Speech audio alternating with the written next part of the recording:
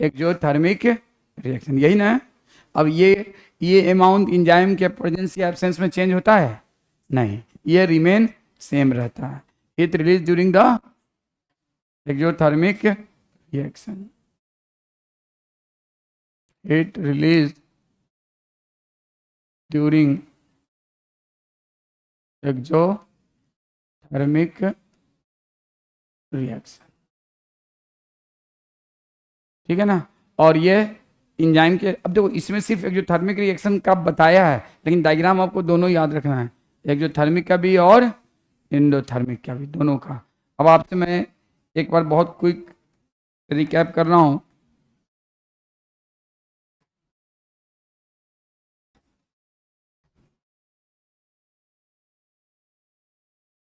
बताओ, diagram A and diagram B, which is for endothermic reaction, which is for exothermic reaction? It is activation energy in absence of enzyme. It is activation energy in absence of enzyme. अगर enzyme present है तो activation energy कम हो गया कि same रहा? कम हो। Enzyme present है तो एक्टिवेशन एनर्जी सेम रहा कि कम हो गया? कम हो गया। अब आपको एक बहुत इंपॉर्टेंट बात समझना है। ये बताओ, एक सबस्ट्रेट है, एक सबस्ट्रेट है, उसे प्रोडक्ट में चेंज करना है। क्या? किसको? सबस्ट्रेट को प्रोडक्ट में। तो सबस्ट्रेट प्रोडक्ट में चेंज होने से पहले इंटरमीडिएट स्टेट्स में, देखो हमेशा याद रखना आप लोग कि जब कभी भी एक रिएक्टेंट प्रोडक्ट में चेंज होता है, क्या? एक रिएक्टेंट, कोई भी रिएक्टेंट जब प्रोडक्ट में चेंज होता है, इंसान बनता है। हम सब लोग बने हैं, कैसे बने हैं? कैसे बने? जाइगोट से ही तो बने हैं ना। जाइगोट से एक दिन में ही हम लोग का शकल बन गया है? 9 महीना पूरे माँ के पेट में टाइम लगा, तब हम लोगों का शकल तैयार हुआ। तो day of zygote formation till 9 month, जब तक कि वो पूरी तरह से इंसान के ह्यूमन बीइंग जैसा एकदम शकल हुआ, उसको हम कौन सा स्टेट कहेंगे? Intermediate states.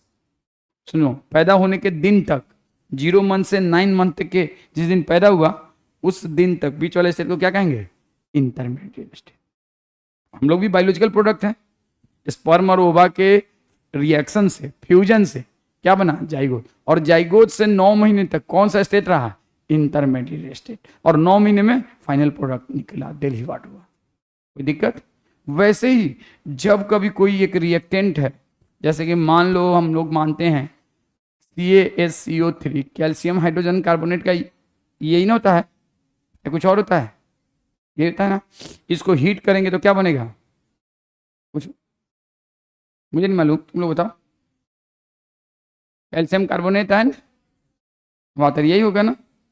हमको नहीं मालूम, चलो छोड़, यही होगा ना, कैल्शियम कार्बोनेट एंड वाटर। तो आपको क्या लगता है ये एक बनेगा? नहीं, पहले बीच में ये इंटरमीडिएट स्टेट्स होंगे इसके। अब वो इंटरमीडिएट स्टेट्स क्या होंगे ये आपको नहीं पढ़ना है। जैसे हम लोग कहते हैं ना कि जाइगोट बना, ये जाइगोट है, इस जाइगोट से 9 महीने के बच्चा तैयार हुआ, 9 महीने में ऐसा 9 महीने, तो बीच वाले स्टेट्स क्या है? इंटरमीडिएट। वैसे ही कैल्शियम हाइड्रोजन कार्बोनेट से कैल्शियम कार्बोनेट और वाटर बना, तो बीच में बहुत सारे इंटरमीडिएट स्टेट्स हैं, उन बहुत सारे इंटरमीडिएट, और then it is a final product, then it is a final. तो इंटरमीडिएट स्टेट्स को हम लोग क्या कहते हैं? कि ये ट्रांजिट हो रहा है, एक फॉर्म से दूसरे फॉर्म में ट्रांजिट हो रहा है। क्या हो रहा है? एक फॉर्म से दूसरे फॉर्म में ट्रांजिट हो रहा है, उसको हम क्या कहते हैं? Transition states. कौन सा स्टेट्स? ट्रांजिशन स्टेट या ट्रांजिशनल स्टेट, दोनों कहते हैं। ट्रांजिशन भी कहते हैं और ट्रांजिशनल स्टेट भी कहते हैं। अब एक फॉर्म से दूसरे, या इंटरमीडिएट स्टेट, ट्रांजिशनल स्टेट या ट्रांजिशन स्टेट या इंटरमीडिएट स्टेट्स। Listen carefully. अब क्या होता है, यहां पे रिएक्टेंट है, सुनो, यहां पे ये रिएक्टेंट है। Listen, this is reactant, should be in which colour? Orange colour. ये है रिएक्टेंट। मान लो ये रिएक्टेंट है, ये स्फीयर क्या है? It represent reactant. And this represent product. तो ये स्फीयर से, इसको स्क्वायर कहेंगे ना, जब चारों साइड बराबर होता है तो क्या कहते हैं, स्क्वायर ना कहते हैं। तो स्फीयर से स्क्वायर बना, तो ये डायरेक्टली नहीं बना। पहले स्फीयर को हल्का सा इधर से दबाएंगे, हल्का सा इधर से दबाएंगे, धीरे धीरे धीरे कई बार ठोकेंगे, पीटेंगे, लोहा का गोला है और उसको स्क्वायर में चेंज करना, तो कभी इधर से मारेंगे, कभी उधर से मारेंगे, कभी उधर से मारेंगे, फिर अल्टीमेटली वो स्क्वायर में चेंज होगा कि नहीं। तो बीच वाले जो जितने भी, एक तुम suppose you are a carpenter and it is your responsibility, I will give you $100 when you change a sphere into a square। तो तुम क्या करोगे, उस लोहा के गोला पे कभी इधर से मारोगे, कभी उधर से मारोगे, कभी उधर से मारोगे, यही नहीं करोगे, और एक बहुत बार थोका पीटी करोगे, तब जाके वो स्क्वायर में। तो बीच वाले सारे स्टेट्स क्या कहलाएंगे, इंटरमीडिएट स्टेट्स। बीच वाले सारे स्टेट्स क्या कहलाएंगे, इंटरमीडिएट। तो वैसे ही जब एक रिएक्टेंट प्रोडक्ट में चेंज होता है तो बीच में कई सारे स्टेट्स होते हैं, उनको कौन सा स्टेट कहते हैं, इंटर। और उन इंटरमीडिएट स्टेट्स में रिएक्शन के केस में एक ऐसा स्टेट होता है जिसके पास मैक्सिमम एनर्जी होती है।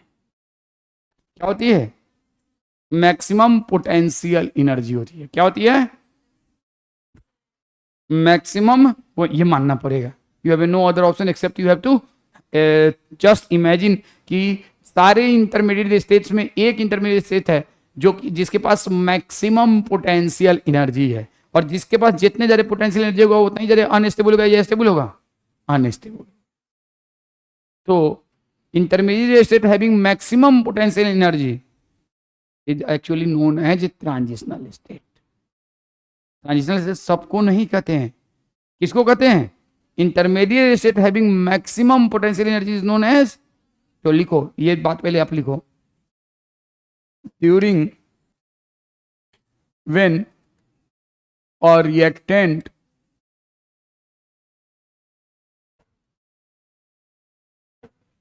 Form product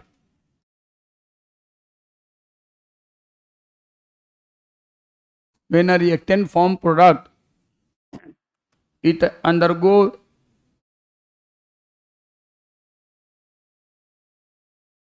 different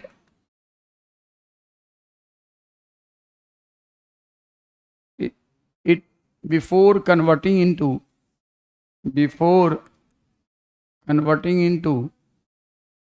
product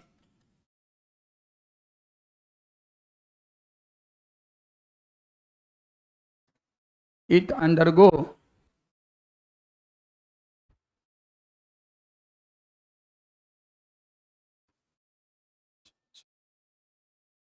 numerous intermediate states।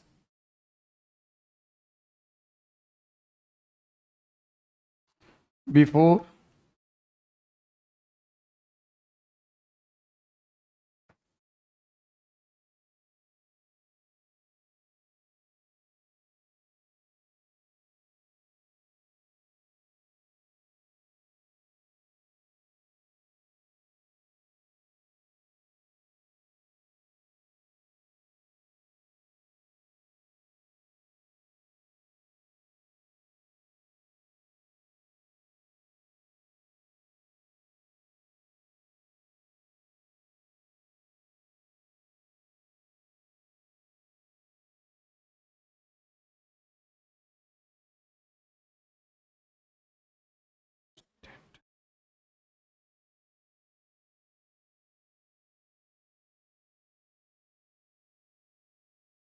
Numerous, यार यहाँ पे छूट गया क्या, intermediate states, numerous intermediate states, one such intermediate having maximum potential energy known as।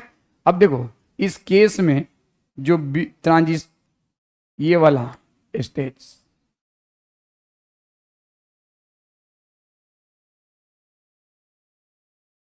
ये बताओ, ये पूरी तरह से स्फीयर है और ये पूरी तरह से स्फीयर है नहीं है, ये पूरी तरह से रेक्टेंगुलर है नहीं, और ये वाला इंटरमीडिएट और इसके पास पोटेंशियल एनर्जी कितनी है, मैक्सिमम। देखो इधर में क्या है, ये इसकी potential energy and this is the potential energy of this one.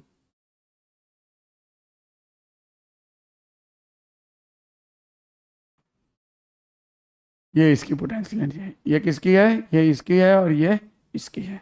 तो भाई मैक्सिमम पोटेंशियल एनर्जी किसकी है, हाँ बोलो। इसके बीच में और भी स्टेट्स होंगे, लेकिन इसकी, तो इसको हम कौन सा स्टेट कहेंगे, ट्रांजिशनल स्टेट। अब देखो, और ट्रांजिशनल स्टेट में पहुंचाने के लिए कौन सा एनर्जी चाहिए, एक्टिवेशन। अब बिना इंजाइम के ट्रांजिशनल स्टेट में पहुंचाने के लिए एक्टिवेशन एनर्जी ज़्यादा चाहिए कि कम चाहिए, ज़्यादा।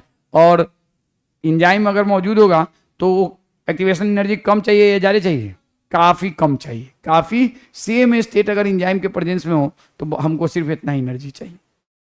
तो एक्चुअल में एक्टिवेशन एनर्जी को डिफाइन करने का एक और तरीका है कि energy required to convert reactant into transitional state is described as activation. ये दूसरा डेफिनेशन है, ये दूसरा डेफिनेशन है, and is more appropriate definition. क्या है, it is more appropriate. Energy required to convert reactant into transitional state is described as activation. और जब इंजाइम होता है ना तो उसको जल्दी कन्वर्ट कर देता है किसमें, इंटरमीडिएट स्टेट में। कौन से स्टेट में, ट्रांजिशनल स्टेट। और नहीं होता है तो देर से होता है। तो इंजाइम क्या करता है ना, इंजाइम इसको पकड़ता है और पकड़ के इसको हिलाता रहता है, हिलाता रहता है। कैसे, और इसके अंदर के बॉन्ड सबको कमजोर बना देता है। भाई इस इंजाइम के अंदर क्या है, अपना इसका फंक्शनल ग्रुप है कि नहीं, इंजाइम है इट्स ओन, और अपने फंक्शनल ग्रुप से ये क्या करता है, इस सबस्ट्रेट को हिला डुला के उसके अंदर का बॉन्ड सबको क्या करता है, कमजोर कर देता है। और कमजोर कर देता है तो जल्दी इंटरमीडिएट स्टेट में चेंज होगा या देर से, जल्दी।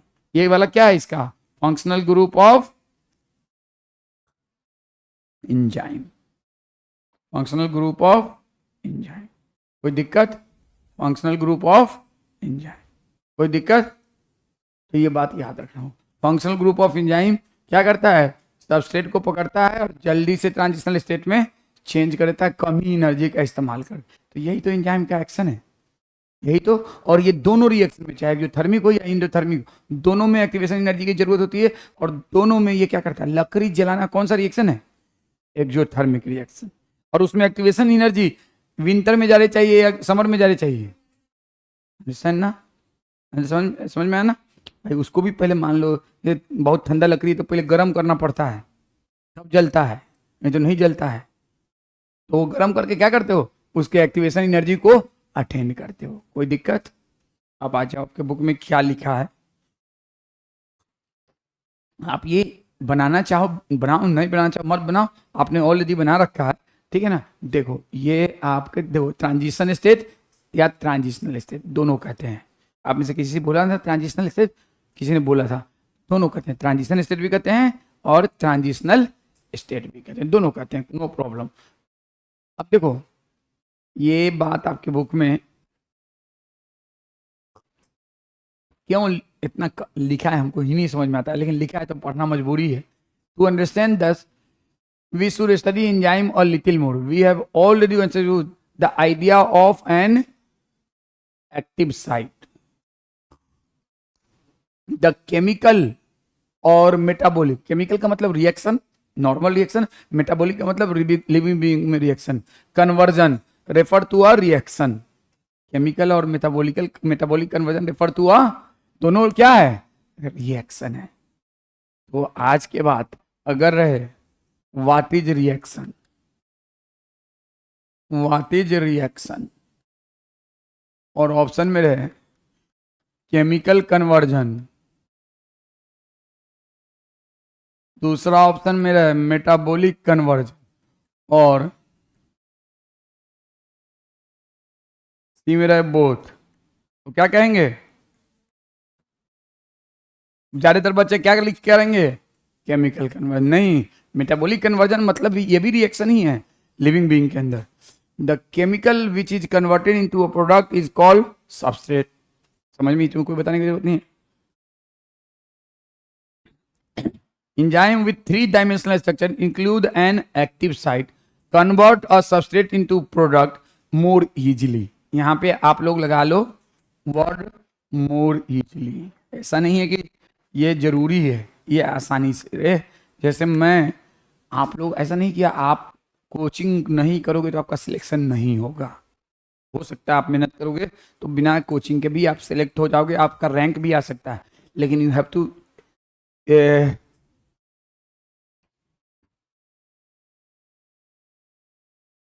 वे क्या बोलते हैं, यू हैव टू, अरे क्या कहते हैं उसको, अरे क्या कहते हैं, devote more time, more energy, ठीक है ना, more energy more time and lots of hard work. तो कोचिंग करने से क्या होता है, आसानी होती है। तो which coaching teacher serve as a enzyme, you are substrate for medical college and teacher is catalyst, teacher is enzyme, and when you get selected that is the product। तो हम लोग का काम क्या है, वर्क एज ए कैटलिस्ट और enzyme. बिना हमारे भी आपका सिलेक्शन होगा, लेकिन आपको याद करो, 1 घंटा में 200 मॉलिक्यूल, 1 सेकेंड में 6 लाख। तो 1 सेकेंड में ब्रिक्स कितना डॉक्टर बनाएगा, 6 लाख। और ऐसे बिना ब्रिक्स के, थोड़ा ज्यादा हो गया, थोड़ा ज्यादा हो गया ये थोड़ा ज्यादा हो गया, क्यों, मच मोर, छोड़ने की भी एक सीमा होती है, ये तो बजरो ज्यादा सीमा हो गया, ठीक है ना। तो लेकिन बात समझाने के लिए तो वही चीज इंजाइम करता है, इसीलिए हमने लिखा है ना, into a product more easily. तो आप ये लगा लो वर्ड यहाँ पे, मोर इजीली।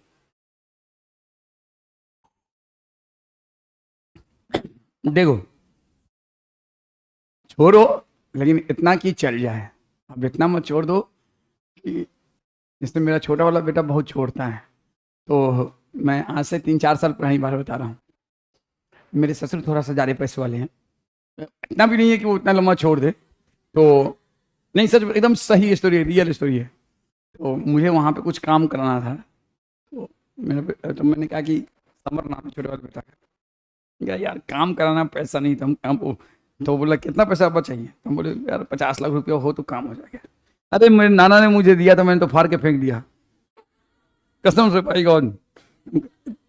तो वो कुछ ज़्यादा ही छोड़ गए, तो मैंने उसको एक, हाँ बेटा छोड़ो, इतना मत छोड़ो कि चले नहीं। तुम बोलते 5,000 दिया, फाड़ के फेंक दिया, तो समझ में आता है। तुम 50 लाख बोल, हालांकि उस वक्त वो ओनली 9 ईयर्स या 8 ईयर्स का था, ठीक है ना।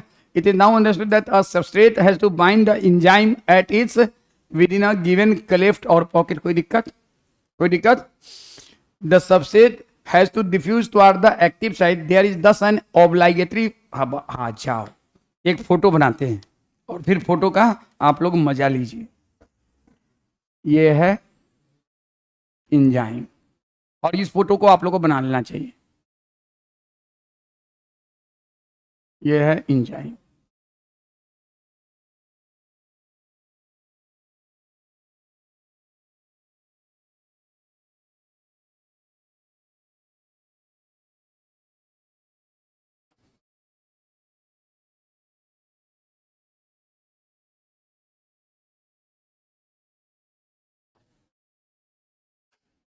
ये क्या चीज है, फंक्शनल ग्रुप।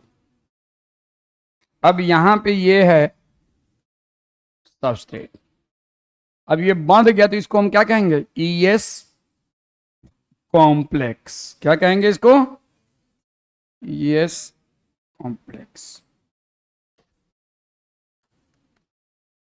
ईएस आप लोग बना लो, enzyme substrate complex, enzyme substrate complex, it is called as ES complex.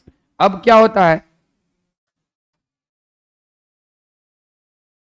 अरे कुछ कॉपी वॉपी बनाने का होता है ना टेक्निक, इसको इसको कॉपी करना हो तो क्लोन,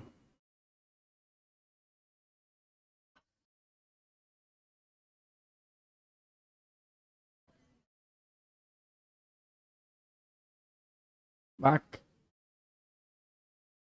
बहुत बकवास में हूँ इस मामले में, मैं बहुत, मुझे चाहिए कुछ ट्यूशन व्यूशन, कौन पढ़ाएगा रे, है हाँ चल कोई नहीं, मैं हाथ से कर लूँगा। हालांकि उससे बनता है तो थोड़ा ज़्यादा आसानी होती है, लेकिन अब क्या किया जाए, इतना मुझे आता नहीं है। टेक्नोलॉजिकली इंसान को साउंड होना चाहिए आज के डेट में। चलो आप ये है एंजाइम, सेम एंजाइम है। अब हो सकता है हाथ से बना रहा हूँ तो थोड़ा बहुत इधर उधर हो जाएगा। अब देखो, लेकिन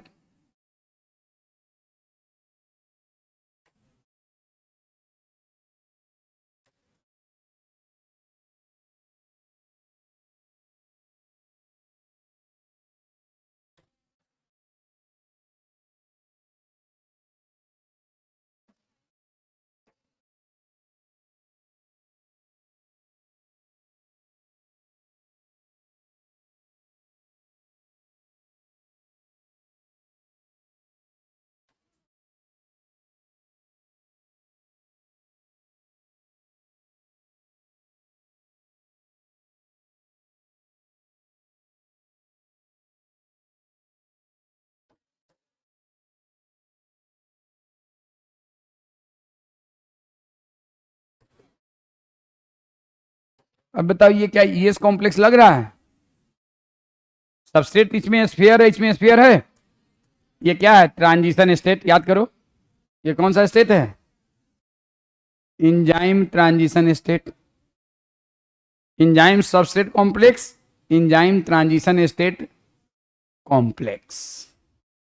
अभी भी वो किससे अटैच है? एक्टिव साइट से। किससे अटैच है? तो ये कहलाएगा ईएस कॉम्प्लेक्स, ये कहलाएगा इंजाइम ट्रांजिशन स्टेट कॉम्प्लेक्स। उसके बाद अब बताओ एक्टिव साइट में चेंज हुआ है कि नहीं? यस, इसका एक्टिव साइट क्या किया है ना, दबा दिया इसको और ट्रांजिशन साइट में कन्वर्ट कर दिया। There is a change in active site, there is a change in active site. When it convert substrate into transition state, there is a conversion or there is a modification in active state, active site, there is a modification in active site। अब देखो, अब बनेगा enzyme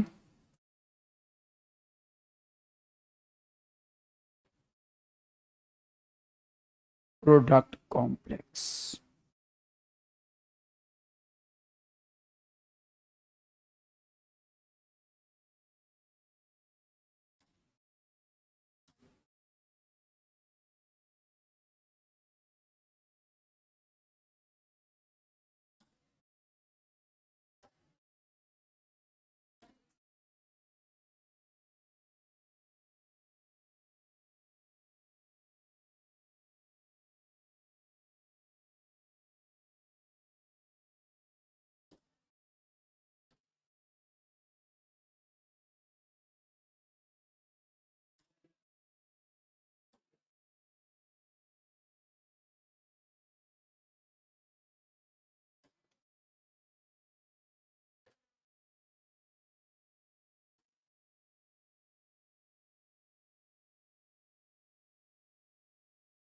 what is this product? फिर से active site में change हुआ कि नहीं? यस। अब क्या होता है, सुनो प्लीज लिसन। इसको हम क्या कहते हैं? Enzyme product complex. क्या कहते हैं इसको? Enzyme product complex, EP complex. And you must draw this diagram, क्योंकि इसके बगैर आपको आगे बहुत सारी चीजें नहीं समझ में आएंगी। हालांकि डायग्राम एनसीईआरटी में कहीं नहीं है, लेकिन ये एक समझने के लिए बहुत ज्यादा जरूरी डायग्राम।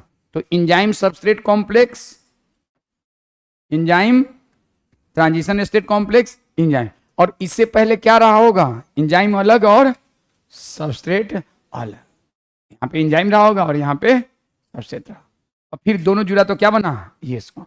अब क्या होगा ना, अब क्या होगा, यहां से इंजाइम अलग हो जाएगा और प्रोडक्ट अलग हो जाएगा। इंजाइम, अब देखो बोर्ड पे जगह, चलो मैं उस बोर्ड पे बना देता हूं, ये जरूरी है बनाना। अब क्या होगा नेक्स्ट, क्या होगा? तो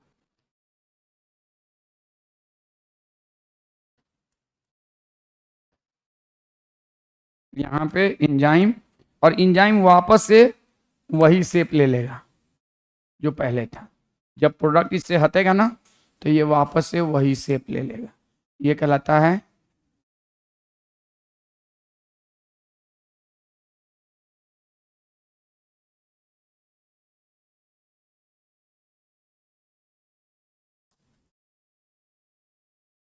अब एंजाइम वापस से वैसे ही हो गया और सबस्ट्रेट बन गया। क्या बन गया? सबस्ट्रेट। सबस्ट्रेट नहीं, प्रोडक्ट। क्या बन गया? प्रोडक्ट। पीला रंग से था कि ऑरेंज था? अच्छा, येलो, पीला नहीं, चलो ठीक है, येलो रंग से था, तो ये हो गया येलो रंग का। तो ये क्या हो गया? एंजाइम अलग, प्रोडक्ट अलग। ये अब कहलाएगा एंजाइम और ये कहलाएगा प्रोडक्ट। अब ये बताओ, अब जब इतना बना है तो एक और जगह नहीं है, चलो छोड़ो। एंजाइम और सबसे अलग अलग था, यहाँ पे दोनों जुड़ा, क्या बना? ES। फिर क्या बना? फिर क्या बना? फिर एंजाइम और प्रोडक्ट बना, और enzyme now ready to work on, now ready to work on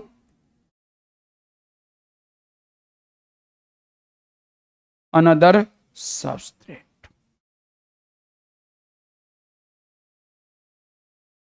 एक सेकेंड, क्या बोल रहे हैं? गुलाबी रंग फंक्शनल ग्रुप है। द गुलाबी रंग is functional group of enzyme. हाँ बोलिए, क्वेश्चन, कुछ और क्वेश्चन?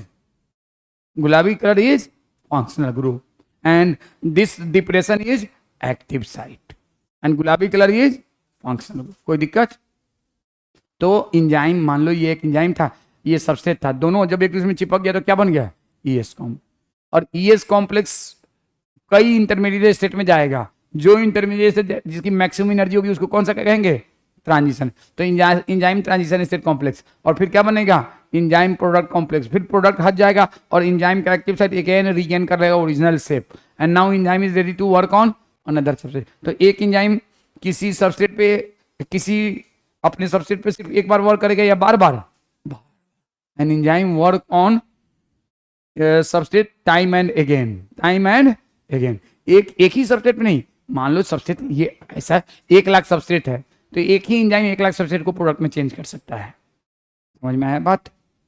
क्योंकि वो पहले एक सबस्ट्रेट को करेगा, फिर दूसरे सबस्ट्रेट को करेगा, फिर तीसरे सबस्ट्रेट को करेगा, लेकिन एक बार में एक सबस्ट्रेट को करेगा, फिर दूसरी बार दूसरे सबस्ट्रेट को, तीसरी बार तीसरे सबस्ट्रेट। कोई दिक्कत? तो इसीलिए मैंने लिखा है now ready to work on another substrate. कोई दिक्कत? फिर दूसरी बार भी यही काम करेगा, फिर तीसरी बार भी यही करेगा, हर बार यही करेगा। कोई दिक्कत इसमें? तो now ready to work on another substrate, मतलब सिमिलरली सेम सबस्ट्रेट, यानी अनदर सबस्ट्रेट का मतलब कोई दूसरा सबस्ट्रेट नहीं। अनदर सबस्ट्रेट का मतलब ये नहीं कि कोई भाई अगर एक एंजाइम है, जैसे मान लो एंजाइम है ट्रिप्सिन, और ट्रिप्सिन ये वाले प्रोटीन पे वर्क कर रहा है, तो इसी वाले प्रोटीन पे वर्क करेगा, यानी कि किसी दूसरे प्रोटीन पे वर्क करेगा। व्हाट द पॉइंट ना? तो सब एंजाइम का अपना स्पेसिफिक सबस्ट्रेट होता है। Every enzyme have their own specific substrate, वो उसी सबस्ट्रेट पे काम करेगा। जैसे आपने रेस्पिरेशन प्लांट में पढ़ा होगा हेक्सोकाइनेस, पढ़ा है ना? हेक्सोकाइनेस कौन से एरिया, किस स्टेप के बीच में काम करता है? ग्लूकोज को 6 में चेंज करता है ना, तो उसका सबस्ट्रेट क्या है? Glucose.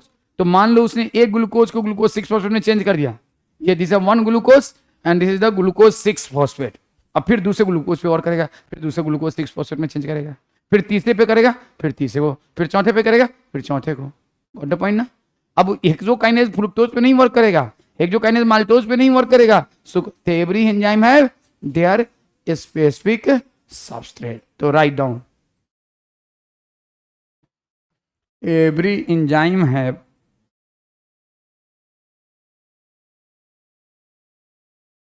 work on specific substrate.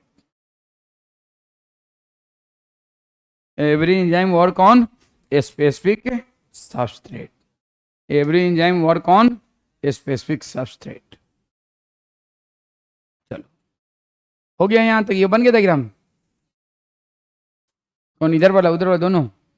Very good, चलो बहुत अच्छे, तुम लोग अच्छे बच्चे हो गए अब, ठीक है ना? द सबस्ट्रेट, देखो क्या लिखा है, has to diffuse towards the active site, there is thus an obligatory, का मतलब ये बने बगैर एंजाइम काम नहीं करेगा। क्या? ES कॉम्प्लेक्स बने बगैर।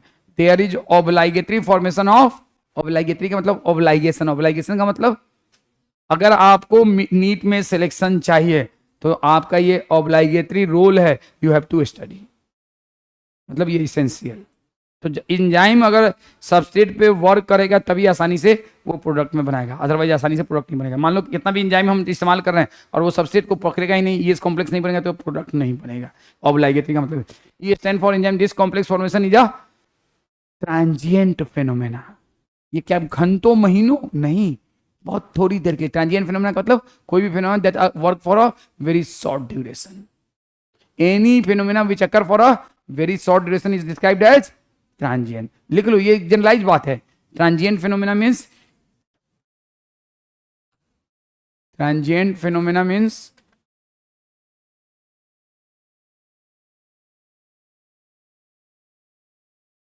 a phenomenon work for very short duration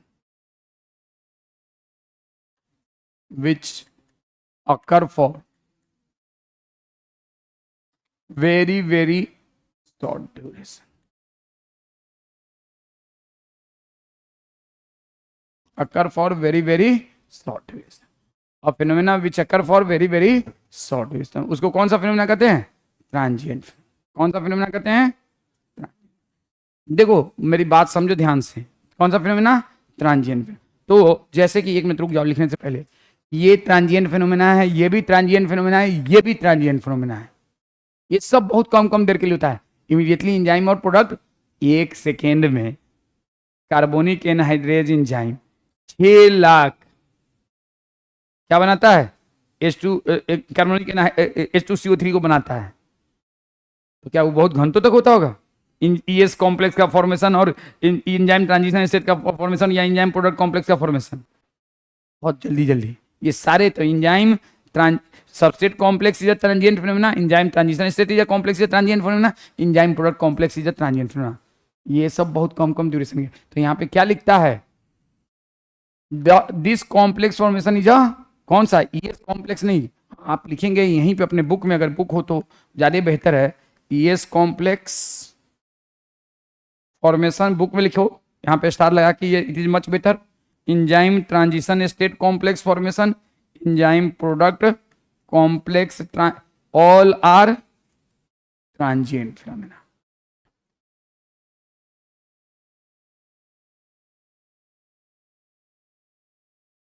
all are transient phenomena. ये सारे के सारे कौन सा फिनोमेना है? Transient phenomena. This complex formation during the state where substrate is bound to the enzyme, a new structure of the substrate called transition state structure is formed very soon after the expected bond breaking making। ये समझ में आ रहा है ना भाई? जब enzyme substrate complex बनेगा तो आसानी से बॉन्ड टूटेगा, बनेगा, और एंजाइम ट्रांजिशन स्टेट कॉम्प्लेक्स बनेगा, फिर एंजाइम प्रोडक्ट कॉम्प्लेक्शन बनेगा, और फिर क्या होगा? प्रोडक्ट बनेगा। तो very soon after the expected bond breaking making is completed. किसमें?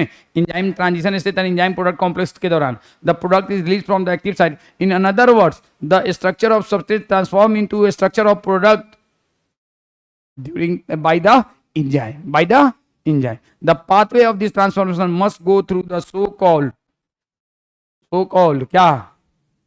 Which state? Transition state structure. अब यहाँ पे ट्रांजिशन स्टेट स्ट्रक्चर से बेहतर टर्म होना चाहिए intermediate state structures. Transition state तो वो वाला स्टेट है जिसमें मैक्सिमम एनर्जी होती है, लेकिन और भी बीच में बहुत सारे स्टेट्स हैं, लेकिन आपके बुक में यही लिखा है तो यही याद रखिए। समझ में आया यहाँ तक? यहाँ तक कोई दिक्कत? बोलो, एनीवन, एनी प्रॉब्लम?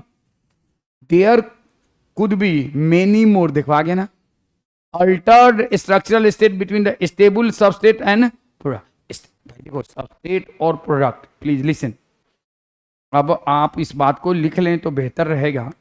देखो आप इसको लिख लो और उसके बाद लिखो एंजाइम नहीं, ये है सबस्ट्रेट और ये है प्रोडक्ट, और बीच में वेरियस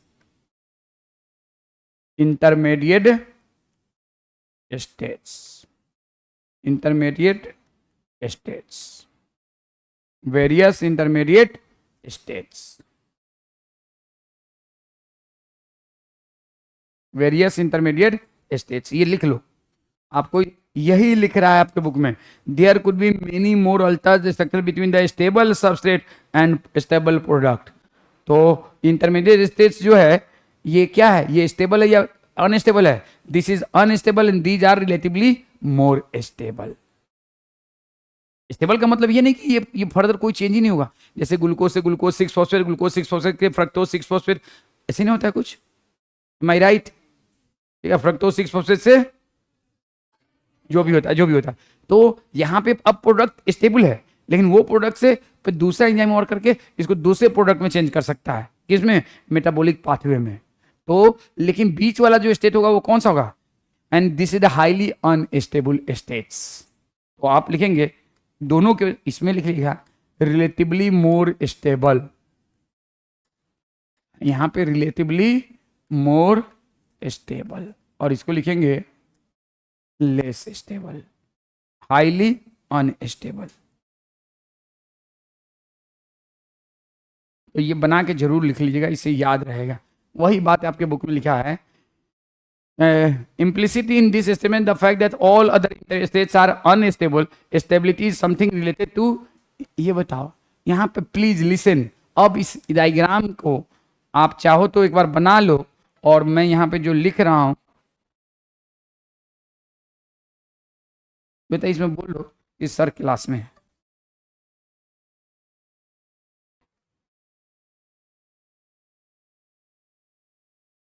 यहाँ पे जो मैं लिख रहा हूँ बोल रहा हूँ उसको समझो, क्या लिख रहा है? In this statement that the fact that all other intermediate structural state are unstable, unstable. अब ये बताओ, यहाँ पे ये है सबस्ट्रेट, ये है सबस्ट्रेट, ये है, और ये है प्रोडक्ट। अब बीच में ये सारे स्टेट्स कौन से हैं? Intermediate states.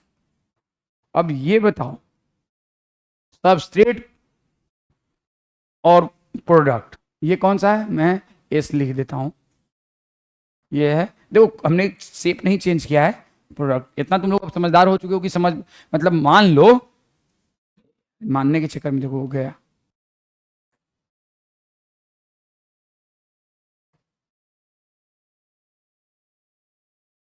ये है प्रोडक्ट। देखो हमने शेप वेप नहीं चेंज किया है, आप मान लो कि ये सबस्ट्रेट है, मान लो कि ये प्रोडक्ट है, तो बीच में ये सारे कौन से हैं? इंटरमीडिएट। अब सबस्ट्रेट के कंपेयर में अप टू ट्रांजिशन स्टेट जितने भी स्टेट है सबका पोटेंशियल एनर्जी ज्यादा है कि कम है? कोई दिक्कत? ट्रांजिशन स्टेट से प्रोडक्ट के बीच में देखो तो जितना इंटरमीडिएट स्टेट है सबका पोटेंशियल एनर्जी प्रोडक्ट से ज्यादा है कि कम है? एक्टिवेशन ट्रांजिशन स्टेट से, ध्यान से सुनो मेरी बात को, ट्रांजिशन स्टेट से जो पहले वाला, एक बात ध्यान से सुनना, ट्रांजिशन स्टेट से जितने भी पहले वाले स्टेट्स हैं इंटरमीडिएट स्टेट, वो सबस्टेट के कंपेयर में ज्यादा एनर्जी रखते हैं, और ट्रांजिशन स्टेट से बाद वाले जितने भी इंटरमीडिएट स्टेट हैं प्रोडक्ट से पहले वाले, वो प्रोडक्ट से ज्यादा इंटरमीडिएट। तो बताओ सबस्टेट ज्यादा स्टेबल या ट्रांजिशन स्टेट ज्यादा स्टेबल? इसमें एनर्जी कम। ट्रांजिशन स्टेट ज्यादा स्टेबल या प्रोडक्ट ज्यादा स्टेबल? एक बात मैं राज की बता रहा हूं, आगे में आएगा काम, शायद अभी भी आ सकता है। देखो उसमें बता रहा हूँ, इस बहुत काम का बात होता है। जैसे होता है ना, आप लोग तो आजकल छोटे छोटे बच्चे भी रिलेशनशिप जानते हैं, होता है ना सबके। एक लड़की अभी आई, तुम लोग बताया था ना? हाँ, मैंने कहा मुझसे पूछ के की थी, मैं कैसे कहूँ कि बड़े करो, तुम्हारी मर्जी, तुम बच्ची दूध पीती बच्ची तो नहीं हो। देखो वही चीज होता है रिलेशनशिप में, कभी कभी हर तरह का रिलेशनशिप होता है। तुम लोग के एज में रिलेशनशिप का मतलब एक ही समझ में आता है, ठीक है ना? तो रिलेशनशिप में कभी कभी ऐसी खटास पड़ जाती है कि अब टूट जाना ही बेहतर है, बनाए रखना बेहतर नहीं। तो देखो अगर रिलेशनशिप यहां तक है तो ठीक है, जैसे ट्रांजिशन स्टेट में आ गया तो अब इसका टूट जाना ही, अब इसका प्रोडक्ट में चेंज होना ही जरूरी है। अब इससे प्रोडक्ट से अब ये वापस सबस्टेट में वापस पहले जैसा नहीं हो सकता है, वही होता है। तो once a substrate convert into transition it's surely convert into product. यहां तक अगर पहुंचा हुआ है कुछ दिक्कत नहीं है, वापस रिश्ते सुधर सकते हैं। लेकिन जैसे ही ट्रांजिशन स्टेट में पहुंचा तो ये है बहुत खतरनाक state. Once a substrate converted into it's surely converted to, समझ में? अब एकदम पीक पे रिलेशनशिप खराब हो चुका है, अब यहां से सेपरेशन ही बेहतर है। समझ रहे हैं बात को? समझ रहे हैं बात को? तो once a substrate converted into transition state it's surely converted into product. लिख लो, once a substrate once a substrate converted into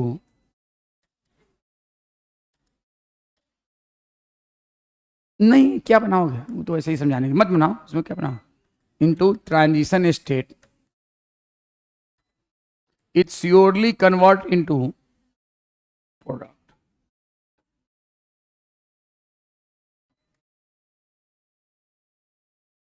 देखो बेटा, अगर आप समझ के पढ़ोगे तो आपका इंटरेस्ट आएगा, नहीं समझ के पढ़ोगे बोरिंग लगेगा। और बायो खास करके ऐसा सब्जेक्ट है ना जहाँ पे आपको इंटरेस्ट के साथ ही पढ़ सकते हैं, नहीं तो otherwise you feel very boring. तो ठीक है ना? तो stability is something related to energy structure of the molecule of the structure. Hence when we look this pictorially through the graph, the Y axis represent the potential energy and the x axis represent the progression of the structural transformation or state through the ये क्या है? Progress of reaction या time, progress और time in nanosecond millisecond, progress of reaction की। Reaction में अभी कौन सा ट्रांजिशन स्टेट, कौन सा ट्रांजिशन स्टेट, कौन सा ट्रांजिशन, कौन सा इंटरमीडिएट स्टेट, कौन सा इंटरमीडिएट, कौन सा, एंड अल्टीमेटली प्रोडक्ट। तो इसमें जो टाइम लगा, इसमें जो डिफरेंट इंटरमीडिएट स्टेट बने, उसको एक्स एक्सिस रिप्रेजेंट कर रहा है। कोई दिक्कत? तो एक्स एक्सिस, हाँ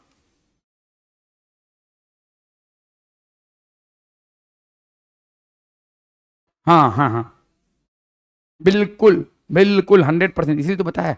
देखो, जब कभी कोई रिएक्शन, जैसे कि तुमने लकड़ी को गर्म किया, गर्म किया, गर्म किया, खूब गर्म किया, लेकिन इतना गर्म नहीं किया कि उसमें इग्निशन पॉइंट तक, तब तक उसमें आग नहीं लगेगा। इग्निशन पॉइंट क्या है? Transition state. अब आग लग गया तो फिर लगेगा। इग्निशन गर्म कर रहे हो, आग नहीं लग रहा, और इतना गर्म कर दिए, कौन से पॉइंट पहुंच गया? इग्निशन पर, तो आग लगे। इग्निशन पॉइंट क्या है? ट्रांजिशन। उससे पहले क्या है? ठीक है ना? तो डे टू डे लाइफ से चीजों को जा रहे। The Y axis represent potential energy content, the X axis represent the progress of structural transformation और state through the transition state. You notice two things, the energy level difference between substrate and P is at lower. अब इस case में कौन सा reaction है? Exothermic, तो वो बात लिखा है lower level than S, the reaction is exothermic reaction. कोई दिक्कत? one need not supply energy in order to form the one need not supply energy by heating in order to form the product। अब इसमें इसका मतलब क्या लिखता है, ये क्यों लिखा है?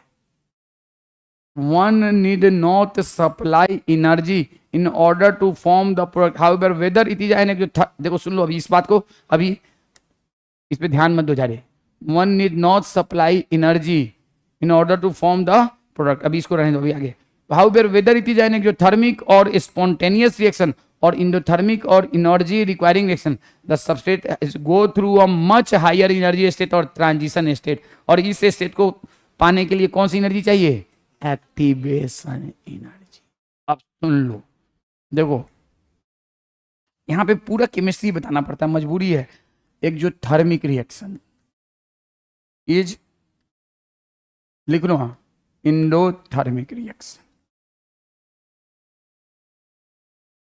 लिखो, स्पॉन्टेनियस रिएक्शन कई बार इसको कहते हैं, कई बार कहते हैं, हालांकि जरूरी नहीं कि हमेशा हो। एनर्जी रिलीजिंग रिएक्शन लिखो, ये मालूम है आपको, सबको मालूम है। Energy requiring reaction. अब क्या लिख रहा है? Whether it is an spontaneous reaction और energy, the S has to go through a much higher energy, the difference in average energy content of S from that transition stage is called। कोई दिक्कत? कोई दिक्कत?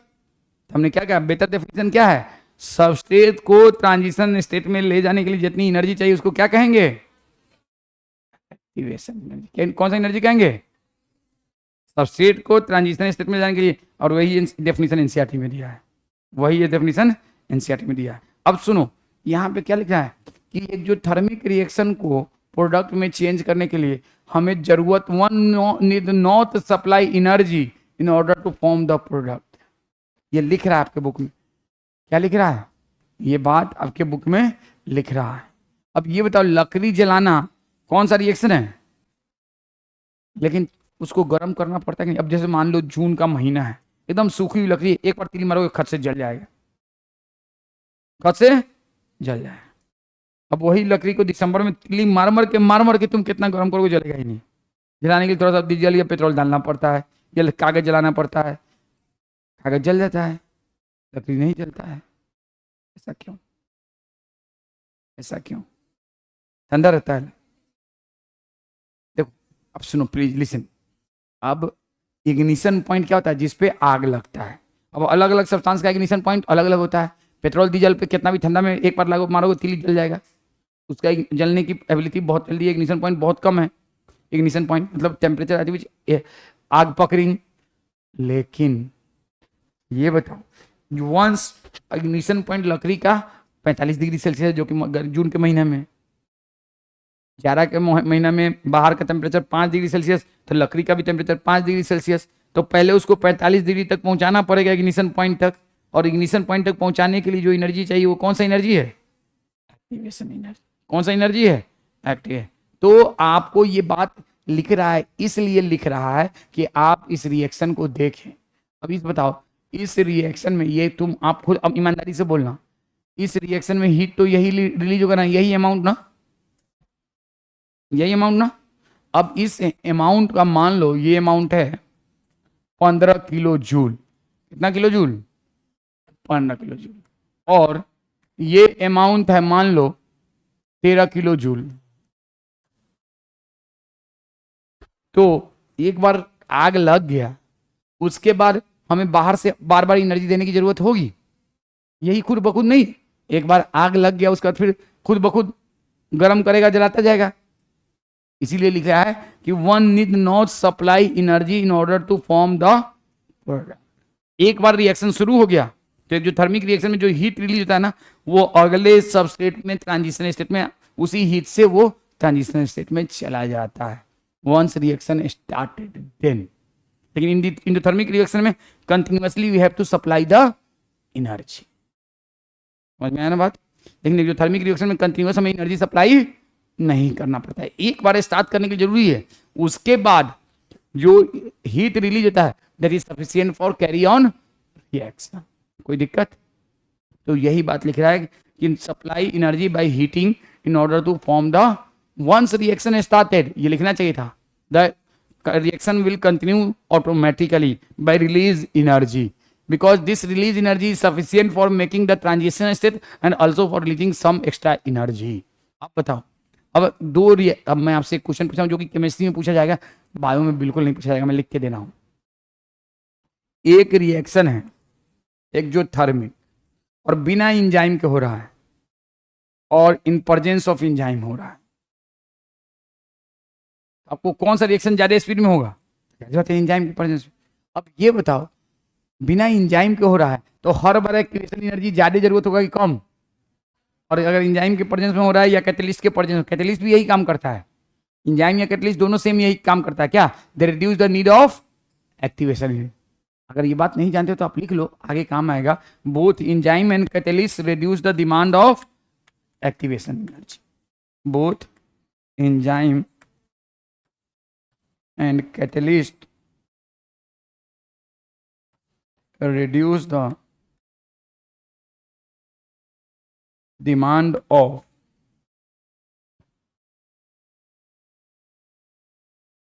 activation energy। Demand of activation energy दोनों के दोनों। तो लेकिन आपसे मैं ऐसे ही पूछ रहा हूं, आप लोग अपने ये लॉजिक से बताओ, अगर इंजाइम मेडिएटेड कोई रिएक्शन होगा, कैटलिस्ट मेडिएटेड कोई रिएक्शन होगा, एक जो थर्मिक रिएक्शन, तो ओवरऑल ज्यादा एनर्जी किस में रिलीज होगा? कैटेलिस्ट और enzyme mediated in compare to without catalyst और विदाउट इंजाइम, क्योंकि हर बार जारे जारे ट्रांजिशन स्टेट के लिए हमको इसमें का रिलीज एनर्जी इस्तेमाल होगा, और जब इंजाइम या कैटेलिस्ट रहेगा तो कम कम इस्तेमाल होगा कि ज्यादा होगा, तो ओवरऑल ज्यादा इंजाइम एनर्जी रिलीज होगा या कम, अगर इंजाइम और कैटेलिस्ट मेडिएटेड है तो। अंडरस्टैंड कैसे किस किस बेसिस पे कहा है मैंने। लेकिन ये जब रिएक्शन काफी लंबे, एक बार रिएक्शन के लिए नहीं, देखो अगर कोई सबस्ट्रेट सिंगल टाइम होता है, एक सबस्ट्रेट एक प्रोडक्ट में चेंज हो गया जो थर्मिक रिएक्शन है, तो उतना ही रिलीज होगा। लेकिन अगर वो reaction time and again repeated हो रहा है तो ओवरऑल क्या होगा, ज्यादा एनर्जी रिलीज होगा। समझ में आया ना बात? आया या नहीं आया बोल रहे, आया कि नहीं आया? अरे भाई बार बार अगर एक रिएक्शन, क्या दिमाग है यार, इतना आसान से लैंग्वेज को भी नहीं बात समझ। मैं कह रहा हूं कि जब बहुत सारा सबस्ट्रेट है, एक ही सेम सबस्ट्रेट बहुत सारा है और बहुत सारा सेम प्रोडक्ट बनना है, तो भाई यही एनर्जी ना बार बार इस्तेमाल होगा एक्टिवेशन एनर्जी के लिए तौर पे। तो जब इंजाइम रहेगा तो ये एक्टिवेशन एनर्जी कम जरूरत होगा, और जब इंजाइम नहीं रहेगा तो एक्टिवेशन एनर्जी ज्यादा जरूरत, तो ओवरऑल ज्यादा एनर्जी कब रिलीज होगा, जब इंजाइम रहेगा तब, क्योंकि ट्रांजिशन स्टेट के लिए कम एनर्जी की जरूरत है। कोई दिक्कत, यही तो बताया है। लेकिन अगर सिंगल टाइम होता, सिंगल स्टेप रिएक्शन होता तो क्या होगा, से इंजाइम रहे ना रहे कोई फर्क नहीं पड़ता है। तो ये थोड़ा सा मैंने एक लेवल एक ऊपर का बता दिया, केमिस्ट्री में मुझे दिमाग मन किया तो बता दिया हूँ, अदरवाइज ये बायो में नहीं आएगा। द डिफरेंस ये हो गया, enzyme eventually bring down this energy barrier making the transition stage to product more easy. अब आ जाओ यहाँ पे, देखो क्या लिखा है, तो यहाँ पे एक एरो छोड़ दिया है, पता नहीं आप लोग के बुक में है कि नहीं, छोड़ देना, देख लगा लेना। E plus S enzyme substrate complex. अब यहाँ पे एक और स्टेप छोड़ दिया है, कौन सा, enzyme transition state complex enzyme product enzyme product. कोई दिक्कत, कोई दिक्कत, कोई दिक्कत? तो आप ये काम कर लेना अपने बुक में, इंजाइम यहाँ पे एरो देखो है कि नहीं है, तो लगा लो, और बीच में यहाँ पे लगा लेना इंजाइम ट्रांजिशन स्टेट और इंजाइम प्रोडक्ट इंजाइम। अब यहाँ पे ये चार चीज दिया है, catalytic cycle of an enzyme, कैसे, तो वो एकदम बहुत आसानी से याद हो जाएगा। हाँ लिखते हैं, हाँ अच्छा हाँ अभी नमाज के लिए ना, हाँ मैं अभी एक सेकंड बस, ये कैटेलिटिक साइकिल को तुम लोग सुन लो, नमाज के बाद, नमाज से पहले, नमाज के दौरान नहीं याद करना, लेकिन नमाज के दौरान ही सबसे सारे क्रिएटिव आइडिया आ जाते हैं। दो जगहों पे, वॉशरूम में और नमाज के दौरान सबसे क्रिएटिव आइडिया आ जाते हैं। जितना भूले बिसरे काम होते हैं ना, सब इसी दो दौरान, दो चीज के दौरान आता है, वॉशरूम में और नमाज। लेकिन ये गलत बात है, नमाज के दौरान नहीं आना चाहिए। नमाज के दौरान किसके, catalytic cycle of an enzyme action. बस अब देखो क्या होता है, please soon low.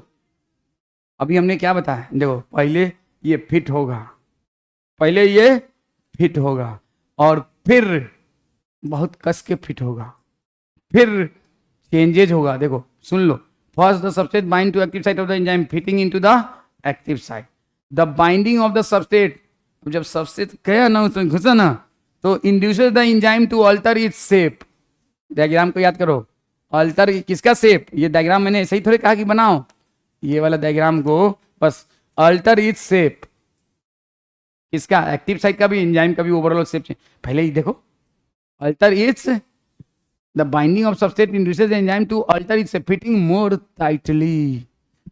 tightly around the substrate. Next, the active site of the enzyme now close proximity to the substrate break the chemical bond of the substrate and make enzyme transition complex, then enzyme product complex. ये बात छोड़ दी आपके book में। उसके बाद the enzyme releases the product of the reaction and free enzyme is ready to bind another molecule of the substrate and go through catalytic cycle once again. कोई दिक्कत कुछ भी नहीं है। देखो याद करने का मैं तरीका बता रहा हूँ, आप किसी से गले मिले, वो बहुत आपको पसंद है, तो पहले सिंपली गले मिलोगे, फिर दोनों एक दूसरे को कस के दबाओगे मोर टाइटली, मोर टाइटली। उसके बाद दांत से एक दूसरे को काट लोगे, एक दूसरे का ब्रेक बाउंड हो जाएगा, और फिर दोनों अलग हो जाओगे। अब फिर दोनों किसी और से गले मिलोगे, तो वही काम होगा। That's all.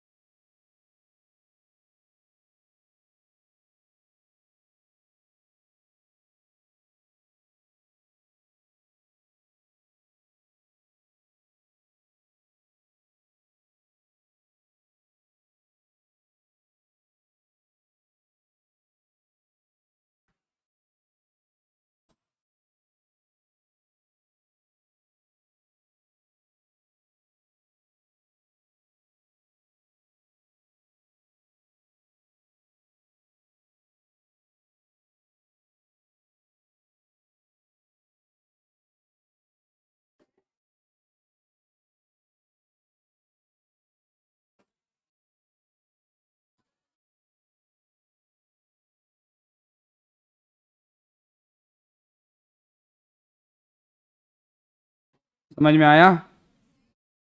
कोई दिक्कत? तो देखो आपका ये बोर्ड में भी आता है और कि describe the catalytic cycle of enzyme, और नीट में भी आता है कि स्टेप वाइज लिख देगा ये चारों स्टेप को इधर उधर और कहेगा arrange them in according to order. तो आपको कुछ नहीं करना है, तो अपना मुंह खोलना है बड़ा सा, कुछ छोटा सा रसगुल्ला इमेजिन करना है। आपका मुंह 2.5 सेंटीमीटर खुलता है, अब मुंह में 2 सेंटीमीटर का रसगुल्ला डाल दिया जाए तो आप रसगुल्ला को चबा लोगे? पहले आपको अपने मुंह के साइज को छोटा करना होगा। अब सब तुम्हारे जैसे नहीं ना है, बिना चबाए सीधे निकाल दे हैं भाई। हम मैं खिलाऊं मैं बताऊं? अरे अच्छा, अरे अरे सुन तो लो, देखो पहले 2.5 सेंटीमीटर का मुंह खोल के दिखाओ। 2.5 सेंटीमीटर स्केल, 2.5 सेंटीमीटर खोलना नहीं, 2.5 सेंटीमीटर होना चाहिए, ठीक है ना? देखो मैं पहले बता रहा हूँ, देखो पहले हमें इंजाइम दिखेगा तभी तो उसके लिए स्पेसिफिक सबस्ट्रेट लाएंगे ना, तो पहले इंजाइम हमें दिखना चाहिए ना। 2.5 सेंटीमीटर का मुंह तुम्हारा खुलना चाहिए, उसके बाद फिर 2 सेंटीमीटर का रसगुल्ला मिलना चाहिए, देन द नेक्स्ट स्टेप। इसलिए इमेजिन करो पहले, इसलिए इमेजिन करो। अभी आज से रात में जाके रोज प्रैक्टिस करेगी 10 बार आईने में सामने देख के ये 2.5 सेंटीमीटर कब खुले, ठीक है ना? लो यार हद है इस लड़की की, ठीक है ना? तो देखो 2.5 सेंटीमीटर का मुंह खुला, 2 सेंटीमीटर का रसगुल्ला रखोगे तो क्या ये दब जाएगा? तो आपको दबाने के लिए क्या करना होगा? पहले अपने मुंह को और टाइट इसमें के सराउंडिंग बांधना होगा, अब फिर इसको दबाओगे तो चबाओगे। तो पहले मुंह में डाला रसगुल्ला, फिर alteration in active site leading to more tight binding, then rasgulla को तोड़ोगे, ब्रेकिंग, और swallowing is a product formation. वो समझने के लिए ब्रेकिंग हुआ, हमने ओल्ड बॉन्ड को तोड़ा किसके जरिए? इंजाइम के हेल्प से आसानी से, और फिर इंजाइम प्रोडक्ट कॉम्प्लेक्स बना, और that transient enzyme product complex से सेपरेटेड एन इंजाइम। कोई दिक्कत? कोई दिक्कत? तो इसको आप ऐसे याद कर सकते हो। आप अगर देखो प्लीज लिसन, आप इसको लिखते रहो, आपके बुक में इसी को first the substrate bind to the enzyme fitting into the active site binding induces the enzyme to alter fitting more tightly around the substrate. The active site is now close proximity का मतलब एकदम पास में। Substrate break the chemical bond of substrate and new enzyme product complex is formed. The enzyme is releases the product of the reaction and free enzyme ready to bind another molecule of the substrate and run through the catalytic cycle once again. कोई दिक्कत? कोई दिक्कत? कोई दिक्कत? तो इसी को हमने थोड़ा सा अपने लैंग्वेज में, आसान लैंग्वेज में लिख दिया। इतना हम लिखने से अच्छा है कि ठीक है पाइन। उसके बाद ऑल्ट्रेशन इन एक्टिव साइट, ऑल्ट्रेशन इन इंजाइम। एक्टिव साइट का मतलब इंजाइम में अल्ट्रेशन जब हुआ, तो एक्टिव साइट में अल्ट्रेशन हुआ मतलब इंजाइम में अल्ट्रेशन हुआ, leading to more tight binding, ठीक है ना? हमने क्या लिखा? Close proximity between active site and substrate causes breakage of old bond in substrate and formation of new bond in product. The transient enzyme product complex substrate product complex separated and enzyme ready to work on another substrate and next catalytic cycle started. Bracket में लिख लो।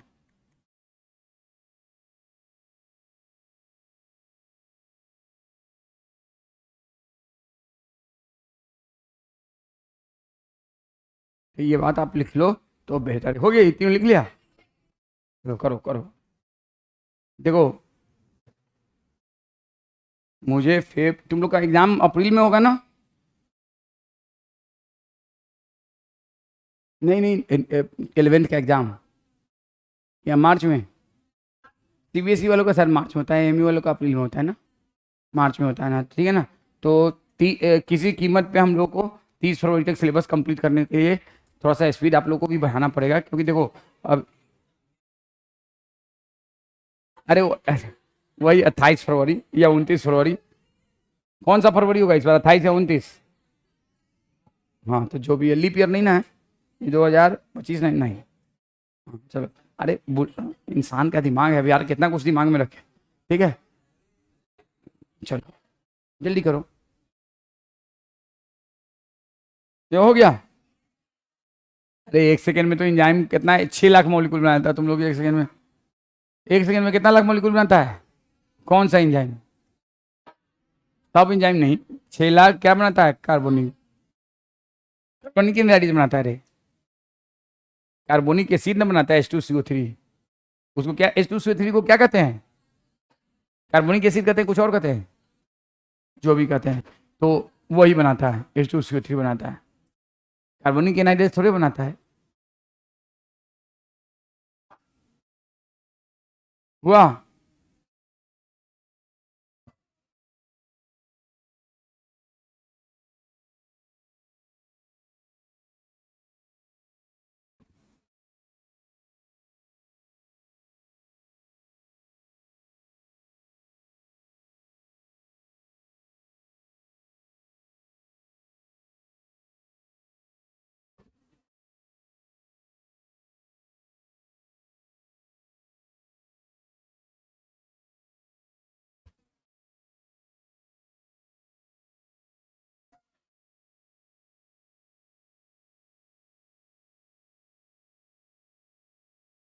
हुआ?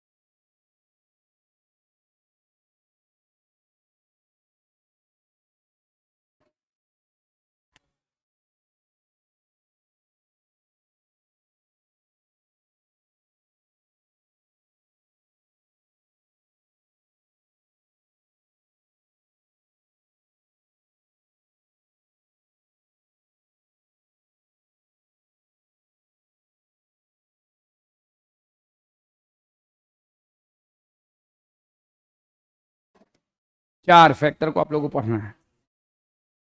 देखो, चार factor पढ़ना है।